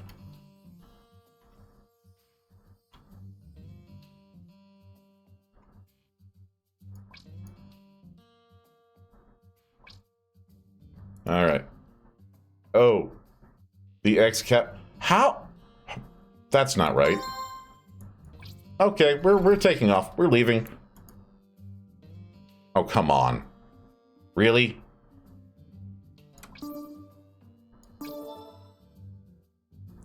The conversation may not be dazzling, but it is convivial. As dinner begins to wind down, Camilla's eyes drift towards the door. She taps an impeccably manicured nail against her glass. Sorry, darling. I love to wine and dine, but after a while it tends to make one feel a bit restive. How about a stroll by the fountain room? Lead the way. No, calling in favor. We're making that night a little more special.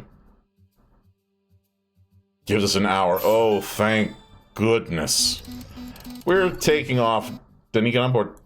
Everybody, we're leaving. Autonomous Evangelica. We are leaving as quickly as possible. We have 1 hour.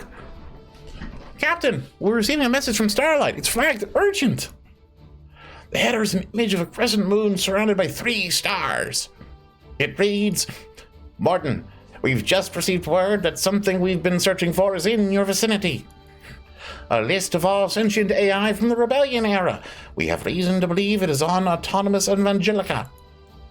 One of our agents is already there. Someone who has seen you in their dreams.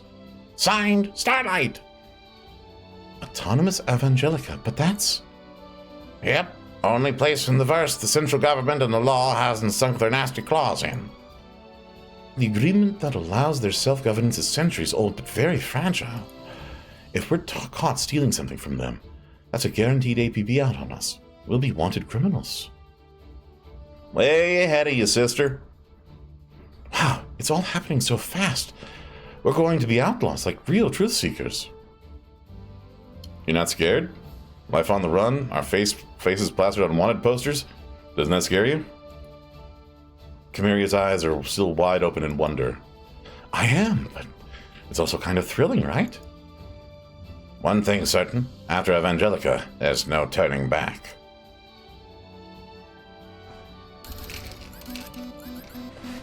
I'm gonna save basically as we get to this place because, yikes, we have 4 hours. We have no time to mess around.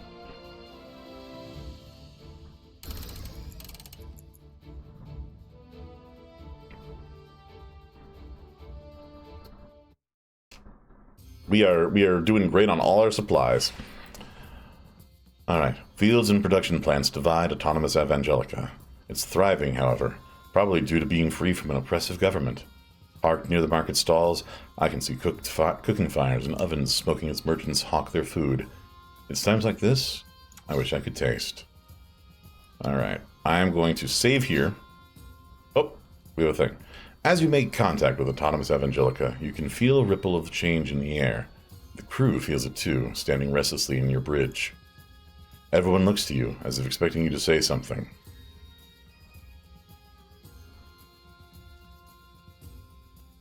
Hands in. This is it, everyone. Hands in. Is that an order, Captain? Truly winks and places your hand on their hand on your console. We're doing this? I guess we're really doing this. Okay. Zeke nervously places her hand in. Some sort of human bonding ritual? Very well. BRD places their hand in, a little awkwardly. Hadn't done one of these since the Ash Yodel riots. Why not? Isla's hand shoots forward with no hesitation. For truth and justice. Chimeria adds her hand to the pile with an emphatic oomph. Never thought I'd be a criminal, or a rebel, or whatever we are. But hey, life's about thrills, right? Matthias' hand drops in with a powerful thud. The outlaw life ain't so bad. You'll see. Then he adds his hand to the pile with a quick flick of the wrist. You hover your holographic hand over the pile. Everyone counts down together, then throws their hands in the air with a cheer that reverberates down your halls. It fills you with a warmth you've never known. As they disembark, the crew pass your hologram one by one. They each give you a quick salute as they go. Okay, now I'll save. That was really good. I'm going to quit here because I have to get up a little early tomorrow, but that was really fun. I know I wasn't reacting so much to chat, but I hope you all enjoyed the performance. I am going to definitely continue playing this game until I complete it, and I might do it again, because that was fun. That was a lot of fun. So, thank you to everybody for stopping by. I'm going to switch us over here to just chatting for a moment as I figure out where we're going to go. Because we got a couple of different options here. And let's see here. I think... You know what? Marisol's live. I think Marisol. We can say hello to Marisol. Let me work out a quick little message here.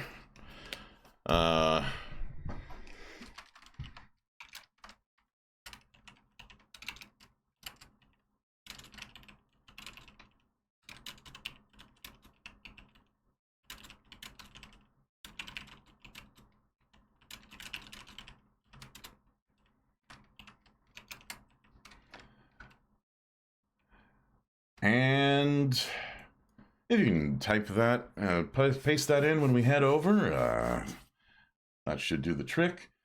I hope you all had a wonderful time here. Thank you again for coming, for spending your time with us, and for enjoying the game. I hope to see you all again. I won't be streaming again until Saturday, and that will be a hand cam stream, so you'll get to see my big meaty paws.